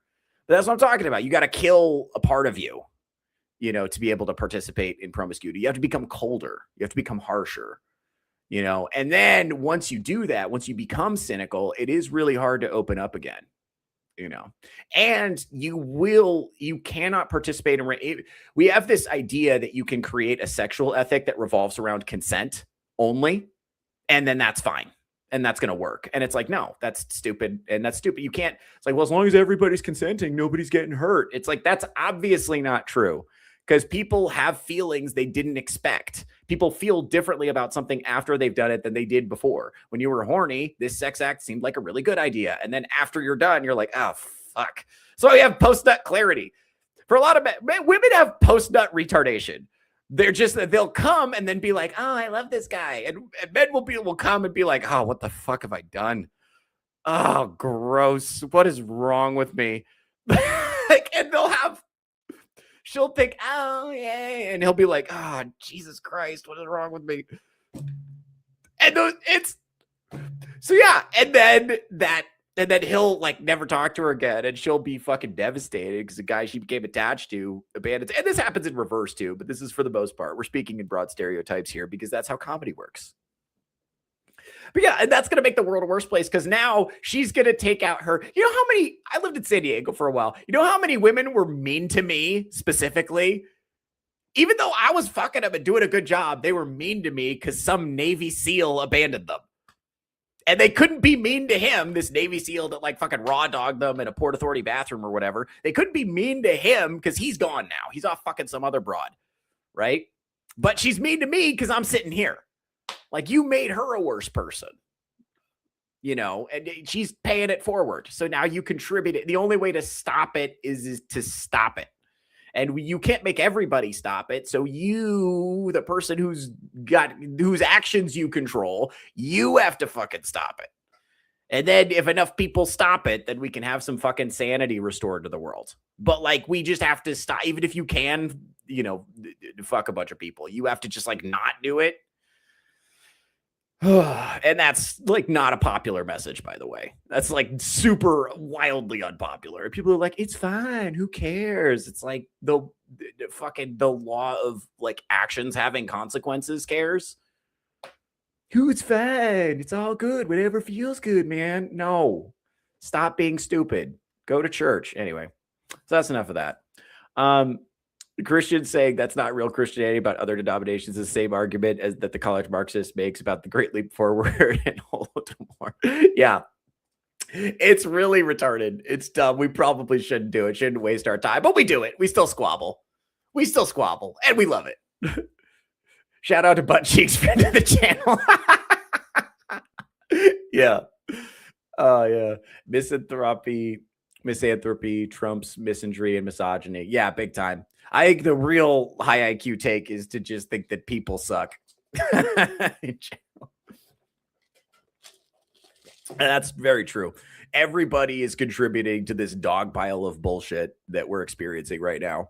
This giant pile of bullshit that is the dating culture. Everybody's like contributing. I think for the most part, women are getting the men they deserve, and men are getting the women they deserve for the most part. And the only way to improve your circumstances is to begin acting with virtue. And I think, and men are, I think it's, and I think people in general, men and women, are trying to figure out, how do I get more of what I want out of life and less of what I don't want? And so they're going to online influencers to answer that question, broadly speaking. And unfortunately, well, and it's also, I also think that part of it is the culture is, the mainstream culture is hostile to men. The mainstream media narrative is hostile to men. Even when we are talking about problems that affect men, we can't do it without framing it and making it sort of like anti-male and about women. Let me pull up. I have a couple of different articles I want to show. Okay, here's one. Let's, there we go. Here's one. This one says, help wanted. Too many. There we go. Now you can see. Too many young men aren't working, and it's affecting all of us. When men flounder, they don't suffer alone. The wreckage is shared. So this article, a sobering new report on young men in America, makes it plain. Men without work, purpose, or a family to provide for tend to flounder. And when men flounder, they don't suffer alone. The women in their lives suffer. Their communities suffer. The wreckage is shared. So men out of work and largely without purpose, women most affected. And how many articles have we seen like this? Men suffering, women most affected. Women, remember the articles like women suffering from not enough economically, viable partners, which is to say the men are broke and out of work. This is creating a real problem. It's a real kick in the dick for women. You know what I mean? There's another one. Finally, men are getting the blame for the female unplanned childness. A new report reveals that men's immaturity is partly to blame for the crash in birth rate because many don't feel ready for children. Finally, people can see what women are up against. So it's not, by the way, all of the data we're seeing suggests that young men in particular, are prioritizing family and marriage way more than women are. The women are just like career, having a good time, making a lot of money, good vibes, all of that coming way before, family and children. But no, it's the men's fault. We got to make sure, even when there's like any problem that exists gets framed this way, men falling behind in education. How are women going to be able to marry men who are more educated than them? It's every fucking problem is framed this way. And when I bring it up, by the way, this is the stuff I bring up when I talk about like bias against men in education. I tried to have this conversation with a very feminist friend of mine one time, and she looked at me like I was speaking Chinese. She had no idea. Or like when I tried to explain like why WNBA players get paid less than NBA players. And she was like, it's not fair. And I was like, well, the league doesn't make money. And she didn't understand why the league making money had any relationship to what the players would get paid. She didn't understand that. Like I talked to her about it for like an hour and she didn't get it. Or like when I talked about like bias against men in education, she didn't think there was any. And then she would find like, it just sounds like whining to me. It sounds like what? So be nice to men or they'll become fascist. That's not fair. And it's like, it's kind of true though. If you're if you're not nice to men, there's a really good chance they're going to become fascist. That is kind of true. It's like, wow, you must have a really low opinion of men. It's like, no, I'm just like observing like cause and effect. I'm just like observing cause and effect. That's it. And I'm talking to a ton of men. So I'm like just asking them how they feel about stuff. And I think, whatever you want to call it, DEI, wokeness, feminism, bias against men in education, all that stuff became kind of like very much a part of the mainstream culture, the mainstream media narrative. It was in every TV show. I mean, they ruined Star Wars with it. They ruined Star Trek with it. They ruined Indiana Jones with it. They ruined video games with it. Everything that like men used to enjoy for entertainment has been ruined. They're trying to ruin stand-up comedy with it. They haven't completely succeeded, but like stand-up comedy has gotten significantly worse this generation for sure. Because of it. It's like, and so I think if every single thing in the culture makes it seem like women's problems are way more important than men's. And if men are having a problem, they frame it in terms of like women most affected, then it's like, and if everything is, the constant haranguing about toxic masculinity and so on, it's like, yeah, it's not like, where are the men supposed to go? Like, where are they supposed to go? Like, they're going to go somewhere. They're going to go to the people who are, saying good things about them. Like, say what you want about the Manosphere or Andrew Tate or whatever, but at least they're like saying positive things about being a man.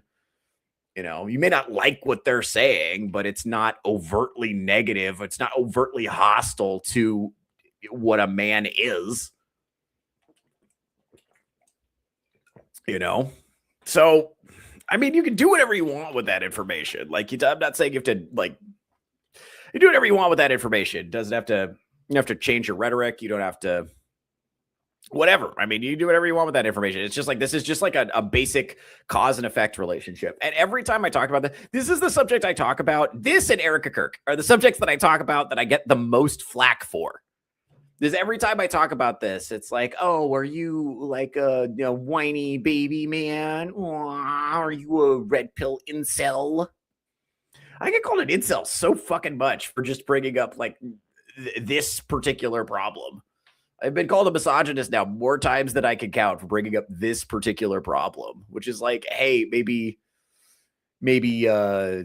we should think about it. And then like I can't believe I can't bring that up right now. It's super annoying. But yeah, that's like the fucking the other one I wanted to bring up is like, yeah, when the Democrat Party wanted to, do its young male outreach and they hired an obese lesbian. It's like, that's almost like an Onion article. That's beyond parody. This obese lesbian was like, yes, I am your expert on men. How can we reach Joe Rogan's listeners? Obese lesbian has opinions. Like, what are we doing here? Like, I really don't think it's that surprising that men sought out like alternative sources of information and media. I don't think that's surprising at all. I don't find that surprising one bit. Because there's not really a home for them within the mainstream.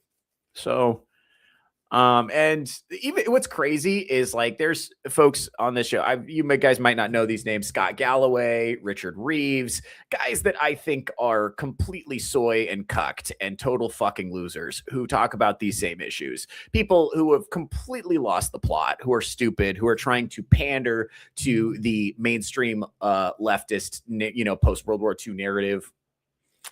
Who are trying to give lip service to feminism while at the same time trying to advocate for men. And even those guys get called toxic, evil misogynists. And I consider them to be completely cucked and soy. And they're called toxic misogynists. So they're like, literally is like there's no amount of lip service that you can pay to these people that will avoid you being labeled a misogynist. If you show any interest in the well-being of men whatsoever, it's going to be assumed that your interest in the well-being of men comes at the expense of women in some way. That's just the assumption. You must hate women if you want men to do well, despite the fact that like women are very open about the fact that they don't want to fuck losers. So a society that produces fewer male losers would be good for women because they don't want to fuck losers, right? It's crazy because that's like what that's called like basic logic, but unfortunately that's not what's rewarded in the current culture. Just like fair doesn't come into it. That's not fair is the battle cry of the petulant, the delusional, and the self-important, big time. And that's the extreme. That's the petulant, delusional, and self-important is the that's the standard position of American leftists. It's just it's super childish, it's immature, it's all about I want, I deserve, I can't delay gratification. Give it to me right now, right now, right now. Give me what I want right now. And if I compare the world to the perfect utopia in my head and it doesn't match 100%, then I'm angry. We have to change. We have to do better. And it's like, reality is messy, I guess. I don't know what you want me to do about that. Like, reality is just messy. Like, reality is like a messy bitch. I don't know what you want me to do. Like, reality is a messy bitch. It's really hard to change things, especially top down. That's the problem is like leftists are big top down thinkers and societies change kind of like bottom up. They don't like you really have to. It's a bunch of individual people making better moral choices. And it sucks because one of the things we've gotten rid of is shame. We're not allowed to use shame anymore. I mean, we're allowed to use shame on men, but we can't use shame on women anymore. And it sucks because shame is like a really effective social deterrent. It's really useful. It's a good tool because the alternative to shame, guys, and when I cape for shame, I'm not just being Catholic. Like shame, the alternative to shame is force. So the way you get people to do stuff is you either use social pressure or you force them. And I don't think anybody wants to use force to get people to act right if we can avoid it. So let's use shame. Shame is good, actually. And also if people are and people are like, hey, you shouldn't use that. That's shaming language. And it's like, yeah, but like if somebody's acting in a way that's like antisocial or counterproductive or like bad for society, then shame is the appropriate response. Like you should feel shame if your actions are stupid, self-destructive, counterproductive, bad for society, making the world a worse place, making the people around you, causing suffering to the people around you. Like you should feel shame if you're doing that. That's not even like a crazy thing to say. That's like a perfectly like normal, rational, reasonable thing to say. Like you should shame people for behaving in ways that are antisocial and counterproductive, but not like, not strictly speaking illegal. Like because the alternative is you make something illegal and then you send men with guns to go enforce the law. That's the alternative to shame. So it's like, which one of those is bad? I understand shame feels bad. That is the point. That's what's effective. That's why it's effective at deterring and modifying behavior is because it feels bad. Folks. I'm not trying to be a dick about this. I mean, it's like, I don't like feeling ashamed, but when I feel ashamed of myself, I change my behavior. And that's the point. Some behavior does need to be modified, and forcing people to modify their behavior is bad a lot of the time. Not always, but sometimes it causes more harm than good. So if you want to live in a society that has a decent amount of freedom of personal choice, some choices need to be shamed because some people will choose to be retarded.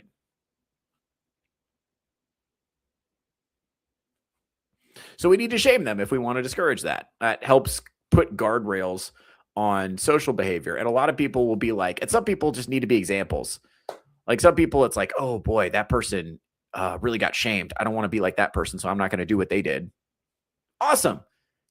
Who knows, by shaming that one person, who knows how much counterproductive behavior you've purged from the society? Who knows? You might have done a great thing. That's what I think. You did something really like valuable and good actually by convincing that person that their behavior was stupid and counterproductive and they shouldn't do it anymore and making them feel bad. And also some people don't care if their actions affect other people in a negative way. So the only thing they care about is whether or not they have social approval for their behavior because they don't have like a sophisticated model of morality. They don't have any like internal sense of what's right and wrong. They just care about how other people are responding, the feedback they're getting from the outside world because they have no agency or anything. So they just care about the feedback they're getting from the outside world. So if the feedback is bad, they'll modify their behavior. Yeah. Women would rather inadvertently choose the force option than be allowed to feel shame by society. That might be true. I think some of the again, I think a lot of the stuff we're seeing, a lot of the hysterical shit fits that in particular women are throwing about like shame or whatever. I think there's the kind of like a subconscious desire for more social restrictions and more boundaries. I don't think anybody enjoys a boundaryless existence. And that's what feminism has been kind of arguing for is there is like zero, like it's like you can't like you can't have any there's no social standard for a woman's behavior that is not labeled misogynistic for appearance, for behavior. You can't tell women not to be rude. You can't tell women not to be loud. You can't tell women not to be promiscuous. You can't tell women, not to dress slutty. You can't tell women not to be fat. Even though all of those would make, if you choose not to be rude, not to be promiscuous, not to dress slutty, not to be fat, and to be polite and pleasant to be around and social and to show up on time places and not like fuck off and like, waste other people's time or like ghost people or like flake and like just like be reliable and like do what you say you're going to do, which like that's just good advice for humans.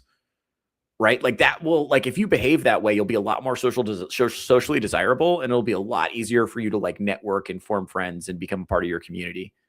Right? So that's just good advice, but it's misogynistic. Whereas if you say the same thing to a man, which we do all the time, don't dress like a slob, don't be promiscuous, don't be fat, don't be a loser. Like we're very honest with men about the things we want them to do and not want them to do. Women especially have no problem telling a man that he's a loser. But if you tell a woman that like anything she's doing is unacceptable, then you're going to get called a misogynist. You actually can't criticize women at all. At least not without throwing on 1,000 qualifiers. Like, well, men do it too. Like you have to throw on like 1,000 qualifiers, or like the fucking estrogen lynch mob will show up at your house with torches and pitchforks to try to lynch you with a tampon string. If you don't like throw in like a million qualifiers about well, men do it too. What about when men do like anything you say about women is going to be bad. This happened on Twitter the last 3 days have been men being like women shouldn't be promiscuous, and then Christian women being like, what about men who are addicted to porn? And I'm just sitting here like, yes, that is also bad. Yeah, men should not be using pornography. That's not good either. That's really bad for you, actually. I agree. But also women should not be promiscuous, and men should not be promiscuous either. It's just like, it's just easier for women to be promiscuous. So there's more of them doing it because it's easier. More men would if they could, but they just don't have access to that particular thing. And by the way, women probably shouldn't be reading like fucking gnarly ass smut novels either. Like, I actually think that we should just chill on the whole porn thing. We really got to chill. Like, I think we've overdone it with the porn, and we really got to dial it back just for the sake of everybody. Just so everybody feels a little better, we got to dial that shit back, man. And people are like, this is another thing. This irritates me, by the way. And this is a gripe that I have more broadly with a lot of people online. Like, I criticize porn a lot. And like people that I know and respect will be like, oh, so you're advocating for censorship? And it's like, no, I'm advocating for self-discipline. This self-discipline. That's a thing. It's like fucking Gooners will always make it some like fucking free speech issue. I was trying to make it about some higher principle. And at the end of the day, they just want a goon. I just want a goon. That's the thing, is women will be like, we'll try to be like, I am an empowered 21st century woman. I am descended from the witches they couldn't burn. And what they're talking about is they just want to have their titties out in public. They just want to get ran through by the Los Angeles Lakers, but they just want the Los Angeles Lakers to run a train on them in the Hilton. And they're like, I am descended from the witches they couldn't burn. And it's just, they just want to suck a bunch of dicks. That's what they want to do with their freedom. That's what they mean by freedom, is just, I want to have my titties out outside. It's like, I guess this is what Susan B. Anthony died for, your right to wear pants or whatever. I don't know. I don't know the history, but really, it's like, I am sexually liberated. This is feminist cum on my face. This is feminist bukkake. Like, all right, dude. Whatever makes you happy, I guess. If that, it's, All right, dude. Whatever. I don't know, man. I guess. Man. I don't know, dude. Here's the thing, and I feel like we're just choosing to be, you can just here. That's what I think. I don't know. This is what's fucking me up about this is like you can just choose to stop being shitty. Cause I did. Yeah, I just chose. I realized like promiscuity was counterproductive, so I stopped doing it. And I realized like arguing with women wasn't getting me anywhere. So I will just sit there and let them yell at me, but I will kind of like ask them questions and try to get them to think sometimes when I have the opportunity, and a lot of times I don't even like disagree with what they're saying. I'm just like listening to it so that I can use it later when I'm like doing a podcast or fucking doing comedy or whatever. Like it helps me write and helps me think to kind of like know where people are at. It helps me kind of like get a sense of what to say to them if I can. So if I talk to it, so when I talk to one person, I can kind of go to the next person and get a sense of what they're thinking. And you could just not be shitty. That's the thing. You could just choose not to be shitty. You could just choose to listen more than you talk, right? You can be angry. Like I'm very angry about the state of the world, but I don't let that emotion run my life. I'm furious about the state of the world. You realize a third of Gen Z was aborted? Do we think about that? Like, do we think, I don't think we talk about that enough. A third. That's a lot. They might have fucking aborted my wife. Who knows? Right? I don't know. A third. That feels like a lot, man. That feels like a lot. Like, I don't know what the right number is, but a third feels like a lot, man. I'm furious about the state of the world. I'm furious about the fact that like men and women can't seem to get along and that we can't, like, that so many people who I have so many friends who want to be married, want to have children, and are not able to get the job done, despite desperately wanting to. And I know lots of like decent enough women who are out there swinging. They're doing their best, and they're just like bumblefucking from one dumb shit relationship into another, and they just have like no guidance. It's like, and they have no, and because we have this society where the only morality is do whatever feels good, they have no ability to make like qualitative distinctions and be like, this type of relationship is better than that type of relationship, because they're just going based on what feels good. And a lot of men are just like, I'm going to try to date the hottest woman I can trick into having sex with me. And it's like, okay, well, fucking, is she nice to you? No, but she lets me put things inside her. So we're going to keep on going. She's still letting me flop around on top of her, so it must be going good. There's no concept of like what might, lead to a virtuous relationship. And because there's no broadly agreed upon concept of what a virtuous man is or what a virtuous woman is, everybody's just like figuring it out for themselves. So when you meet a person, that person probably thinks they're a good person, but they might have a completely different idea of what that means than you do. So how are you supposed to like fucking relate to them? Like, okay, well, I have an idea of what I think are virtuous social norms, and you have an idea of what you think are virtuous social norms. We probably don't have a shared idea of what virtuous social norms are, though. So I could be doing what I think is like you might think it's like it's perfectly acceptable to go on a date with me and then be fucking 7 other people because you're keeping your options open. You don't know me that well yet, so you're not going to commit to me. Meanwhile, I'm not actively engaged in promiscuity because I would consider that a distraction. The process of getting to know you, I want to focus on getting to know you without this other shit clouding my judgment. So I want to focus on getting to know you. So I'm not fucking other people. And I think that's respectful. But we have a complete disagreement. And that's the reality, unfortunately, of like dating right now, is like nobody agrees on how you're supposed to do it. Like there's no agreed upon parameters about courtship rituals. There's just like standards. I have standards, but you don't want to tell anybody what your standards are. He should just know.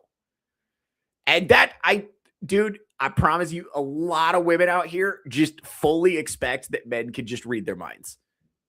And they think that it's like annoying if they have to voice what they want. They think they will be annoyed with you if you ask them. And if you don't know, that's your fault, even though they didn't say anything. That's a widely held belief out here in these streets, man.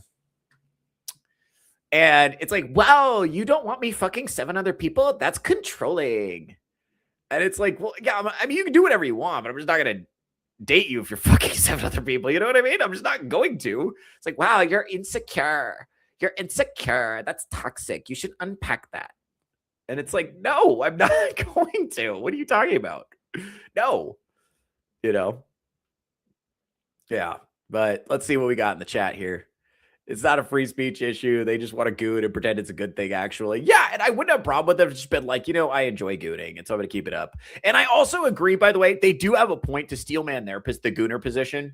They do have a point that an excessively censorious authoritarian government that is really restricting the kind of art or film or photography or magazines or whatever that people can make, if it's excessive, if the government's excessively involved in that, that's not good either.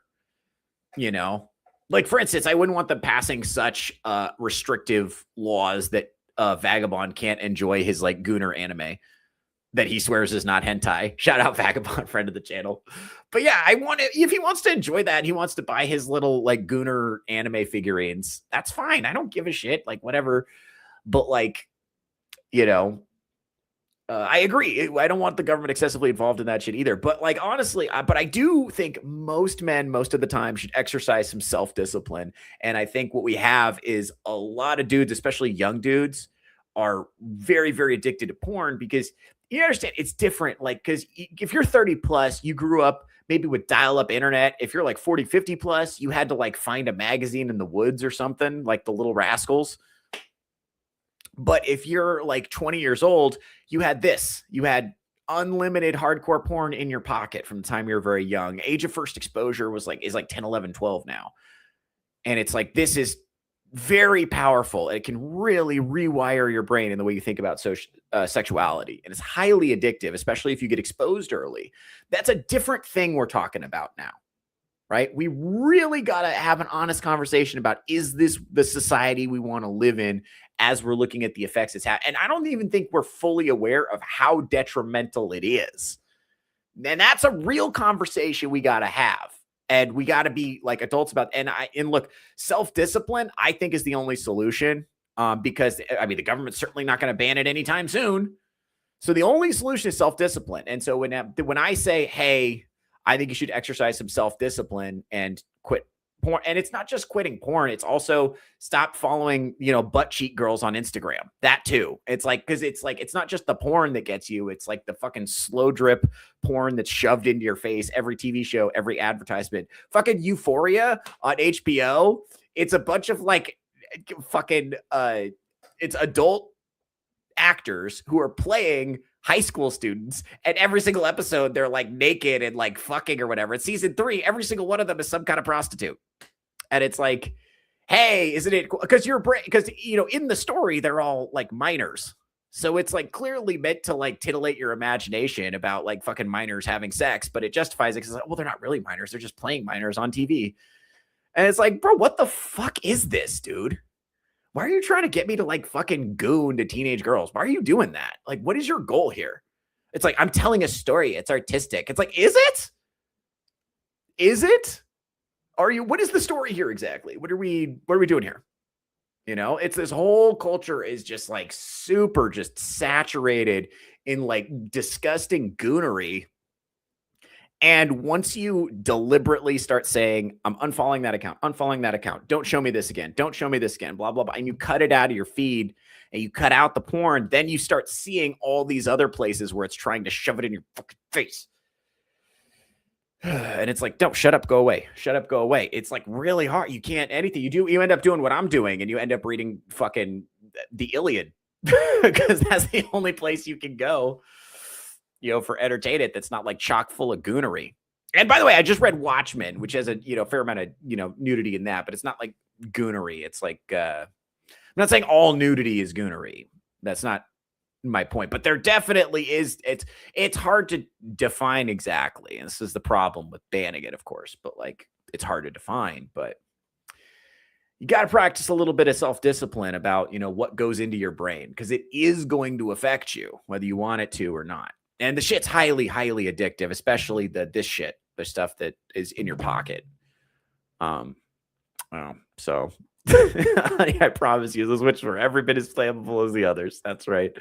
Self-discipline is a very good thing. I agree. We should promote that. There are those who believe that they can legislate morality, and that's where things go wrong. Yeah, I agree. Because you can't, for one, and for two, the attempts to legislate morality, you will end up with empowering moral busybodies. You will end up empowering. You'll get ruled by Dolores Umbridge. If your goal is to get rid of the Longhouse, which I think everybody who watches this show shares that goal, getting rid of the Longhouse, then you don't want to be, you do not want to be legislating morality. You can't, because that's going to just give moral busybodies and psychotic, like narcissists, are going to use that power to try to, in ways that are unpleasant. Almost certainly. You have to learn and this is where again, and this is why like shame is important, but religion is important. In a religious society can handle freedom a lot better, because there are choices that you won't make because your religion says not to. That can have a significant impact on keeping your morality in check. For me, it does. Like a lot of things I just don't do. It's just like, oh, God says don't do that. That's fine. I don't need a second reason. Like, I don't need to come up with like a logical, secular, liberal reason to not do it. God says no. That's good enough for me. And then I just keep it pushing. That's great, because it's like, it's just boop. I don't have to think about it anymore. God said no. There we go. Now I don't have to entertain that possibility anymore. And that's the problem with like, do whatever feels good and don't feel ashamed of anything, is like people are just like randomly guessing at what is the right thing to do. And again, God is not telling you to do stuff because he hates fun. God is not telling you to do stuff, telling you not to do stuff because it's counterproductive and self-destructive. So, and again, and that's me, religion. I don't know everybody, shares my views on this, but it's weird. I have the weirdest chat, by the way. I'm finding out I have like hardly any other Catholics watch this show. It's like a mishmash of like Protestant denominations for the most part, and some atheists, some secular atheists also. I have a fair amount of atheists as well. And whatever Samael the Infamous is, I know he's got some weird shit that he's doing, I'm sure. I don't know what he's doing. I don't know what your religion is, buddy. I know you got something going on. I have no idea what it is. But yeah, I have a weird mishmash of odd people who watch this show, so I can't be too Catholic. I think there are some Catholics who watch the show, although I'm not sure. Hardly any. As far as I can tell, it's a very weird mishmash. So and we all got to live in the same country together. So we got to figure something out. So we really can't be like legislating any one person's morality as like the main thing. Like it's got to be coming from a place of self-discipline. And because they're not going to stop making, and it's not just porn that's slop. It's like the shitty food that's the slop. It's the degenerate television shows that are the slop. It's the shitty movies that are the slop. We got to just like not eat the slop. We got to have the discipline to not do it. And if we're going to be mindful of your consumption, because it does affect your thinking, which brings us, I think that's, let's see what else we got. There's also no real forgiveness or grace extended to the promiscuous trying to reform, which leads to sexual recidivism. Yeah, big time. Big time. It's tough. This is, well, that's tough. It's like this is something where we're going to get to on the panel show. We're running out of time on this show. We're coming up on 2 hours, but we're going to get to that on Saturday. We're going to talk about promiscuity, or Christianity being the whore's retirement plan. Which is gross. It's like, it sucks, man. It's like, it's really the problem with promiscuity is it's just really, you just can't ever fully undo it once it's done. Once it's done, it's like, fuck, I gotta fix my whole life now. I gotta rebuild the part of me that forms healthy attachments to people. And you can try, but it's never gonna come 100% back. It's not that you can't form healthy relationships. It's just now it's become a lot more difficult, and you have a lot of work to do. And it's hard, and we should be honest with people about that. I think what we've told people is you can just like fuck whoever you want. You can get gangbanged by the Los Angeles Lakers and then go get married tomorrow and everything's going to be fine. And that's not going to bother you. And it's like, that's not real life. Like, real life is your experiences stay with you longer than you think they will. It's going to affect you in the future. And when you're doing it, like the stuff I did 10 years ago that still affects me, it's like, I didn't know that it was going to stick with me like that because nobody told me. People were not honest with me about that. So they were like, just do whatever you want. It's fine as long as it's safe and consensual. It's like, fuck, man. And because I will be honest with you, it's really difficult to continue to get up every day and be like, okay, today I'm going to stay away from these whores. I'm going to ignore the whores on social media, ignore the whores in my DMs. I'm not going to fuck any of these groupies.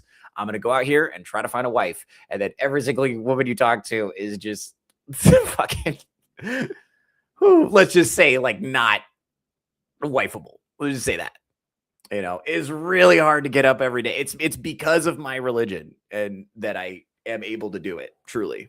Because I would have just given up if it was just up to me. I'd been like, fuck it. I'm just going back to these whores because they're all whores anyway. You know, and the more whores you see, the more you think they're all whores, right? So I would have done that. But if not for my religion, I wouldn't be able to. I wouldn't be able to just like get up every day and be like, all right, maybe today's the day. Today's the day I meet a good one. Okay. And it's like, oh no, selfish, entitled, and rude. Okay. All right, fine. That's fine. I can deal with it. All right. Nope. Today's the day I meet a good one. It's like fucking Groundhog Day, man. It's horrible. But I'm still doing it because I think they're out there. I think it's just the ones I'm meeting. And maybe I haven't ruled out the fact that maybe it's something I'm doing that's attracting horrible people to me. I haven't ruled that out yet. I don't know what it is. We're going to find out. Still doing my best. Like I said, I'll report back to you. But yeah, just like how fucking like horrible and degenerate it is and how everybody's, you know, online all the time. Like I think people are looking for answers for what to do, and religion isn't quite as popular as it used to be. I also think, by the way, I think that's the reason I think that has explanatory value for why the red pill is so popular is also because, like, I think it's the same reason you're seeing so many like people going back to church, specifically men going back to church. Especially the traditional churches. It's the Catholic Church, the Orthodox Church, and the High Church Protestants that are seeing an increase in their attendance, especially by men. And I think that's men searching for answers. They're like, we want to be virtuous. We want to be better men. How do we do that? They're like, well, that desire to be a better man is Nazism and toxic masculinity, so fuck you. It's like, okay, mainstream media is not going to get it done. Where can I go? Oh, I can go online, buy a Bugatti and, you know, fuck prostitutes. It's like, okay, well, that doesn't sound good either. Where else can I go? So they go to church. They're looking for answers. That's what's happening. It's the search for answers. And they've, you know, chased religion out of the public square, and they've gotten rid of all the male role models. So now I don't know. I think we're going to see a big upswing in religion. So we're going to see how that goes. Oh, fucking Weasel's been here the whole fucking time. What's up, buddy? Weasel, friend of the channel.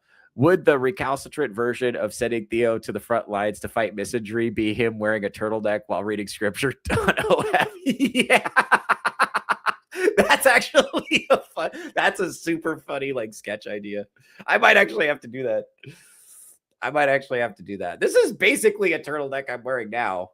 Well, not quite. I need to get the turtleneck. Turtleneck would be a good idea, actually. That's super funny. The problem, it's weird because I'm like supremely qualified to like talk to sitters and whores. Because that's crazy. I know a lot of guys who are like very churchy, who are like, well, I would minister to the strip. I was like, bro, if you went into a strip club to try to fucking minister to these bitches, you would fold like a whore on Quaaludes in 2 seconds. You would fold under zero pressure because you've never seen a pair of tits before. As soon as Cinnamon starts jiggling her nipple rings into your face, you are folding, bro. You are going to forget all about Jesus. You're not even going to remember the name of Jesus. They don't understand how powerful that is. Anyway, let's see. It was a milk crate. We found our porn in a milk crate at the woods. Yeah, that's right. It used to be so much harder to find. Women were burned for being witches. Both men and women were burned for heresy. They can't even get their empowering slogans accurate. Yeah, 100%. In order to be a feminist in its current form, you must be historically illiterate, truly. Because to believe that society was built around the idea of oppressing women is like nonsense. It was built, largely for the comfort and safety of women. It's like just to make it was men and women together struggling against the oppressive forces of nature and reality and fucking disease and fucking wild animals and, you know, everything that wanted to like kill and destroy you. Desperate poverty, you know, all that stuff. Men and women were struggling together as a team to do all that. It wasn't like men. The idea that like men have spent all of society oppressing women is like hysterical nonsense. That is like literally never been true. I'm agnostic. See, And he's a pagan. We have an agnostic, a pagan, and a fucking Methodist in the chat. This is what I'm talking about. I have no Catholics who watch the show. I have zero. Literally none. I have a 0% Catholic audience. So, which is hilarious, I think. It's just hilarious. But I think it's a testament to the fact that I'm trying to, like, I'm honest about my position, but I assume a secular audience, and not get too Jesus-y because I think that's better. I think you can cast a wider net that way and bring people in. I honestly don't give a fuck as long as you act with virtue. I don't really give a fuck what you believe privately. I couldn't care less as long as you participate in society as a virtuous person, which is fantastic. I think it's that gives me hope, actually. It gives me hope, actually. Yeah, honestly, if you've been on Christian Twitter the past couple of days, you know that, like, being a practicing Christian is no protection against being a complete dipshit. Let's see. There's a difference between giving grace and telling people a sin they've committed for years doesn't have consequences. Yeah, being honest about the fact that, like, and it's not just promiscuity. Promiscuity is a great example of this, that, like, that shit stays with you, but it's just like anything else. It's just like, okay, if you ran up a bunch of gambling debt, and you were really irresponsible and you gambled more than you had, that debt doesn't leave. And that's very obvious because that's like a real tangible, thing. That's a math thing. So that's people have an easy time with that. Promiscuity accrues a similar debt. It's not like a tangible money debt, but it's like a debt on I would say it's a debt on your soul. It's a spiritual debt, but not everybody accepts that idea, but that's how I would conceptualize it. And it does become harder later. And we're just, like, not honest with people about that. And we're just like, do whatever feels good. It's like, yeah, but what about what feels good later? What about what's going to be good for my future? What about what's going to, help me build stable, healthy relationships in the future and, like, raise productive children and be a good member of society? Like, what it would be a good rule for everyone to follow most of the time. And also, like, it's the same thing. This is the same thing Samael was saying earlier, if you are a dude and you're out here being promiscuous, you're creating more whores. And if you're saying all the society's full of whores, and then you're creating a bunch of whores, like, maybe that girl that you fucked that you thought was a whore, maybe she wouldn't have been a whore otherwise. Maybe she would have, like, wanted to form a stable relationship, but you fucked her and abandoned her. And now she's like, well, fuck it. I guess I'm a whore now. No, she's not. You did that. And she's responsible for her subsequent choices. Yeah, but you're responsible for the fucking damage you did. And that makes the world a worse place. It's also, like, not that fun after a while. Like, that's the thing. It's just like, it gets old so quick. I am so sick of dating, dude. I'm sick of it. Every day I get up and I'm like, maybe this is the day when I meet one who's not a complete reprobate. Maybe this is the day that I meet one that's worth meeting. And it's like, nope, not today either. All right, that's fine. That's fine. Get up tomorrow. We're going to do it again. I don't know how many of these I have in me. And honestly, dude, I'm 34 now. I maybe got 2 more serious relationships. Maybe 2 more serious relationships in me before I'm just tapped. I don't know if I could do another one, dude. I don't know if I could do another one. I really don't. I don't know if I have it in me. I don't know. And I got to keep trying, Anyway, have a good one, man. We'll have to get you on again in the near future. Hey, sounds good, man. Take it easy, Samael. Yeah. All right, folks. Well, actually, it's coming up on we're over the second hour now. So we're doing good. I'm going to go ahead and sign off. This has been awesome. I have to get ready. I have to swing by the comedy club later, and I got to go to the gym today, and I got to go to the library and get my books changed over. So I got shit to do on my end. I got to post a short at some point. Fuck. I got to edit a bunch of shit. I have to respond. I have a ton of communications. If you sent me a text, DM, message, email, Twitter message, something, I'm not ignoring you because I hate you. I'm ignoring you because I hate messages. I have a huge pile of messages I got to wade through, so we got to do all that. It's been really awesome hanging out with you guys. Thank you so much for watching the show. Tomorrow, Saturday, we're at 12 o'clock p.m. Pacific time, noon Pacific, which is 3 o'clock Eastern. We are going to be doing a panel show where we talk about some of the recent drama on X. We're going to be talking to my good friends, Strider, Society Reviews, and also a new guy, Cider, which I haven't met before, but he seems like a cool guy. It's going to be a lot of fun. We're going to have a fun discussion on that. It's going to be Touch Grass, Theo Snodgrass. That's my panel show. Thank you so much for hanging out with me during this 2 hours. Chat was lit today. It's been a lot of fun. Thank you so much for hanging out, and come back tomorrow. Now, please enjoy the intro to my other show as the outro to this show. Thank you very much.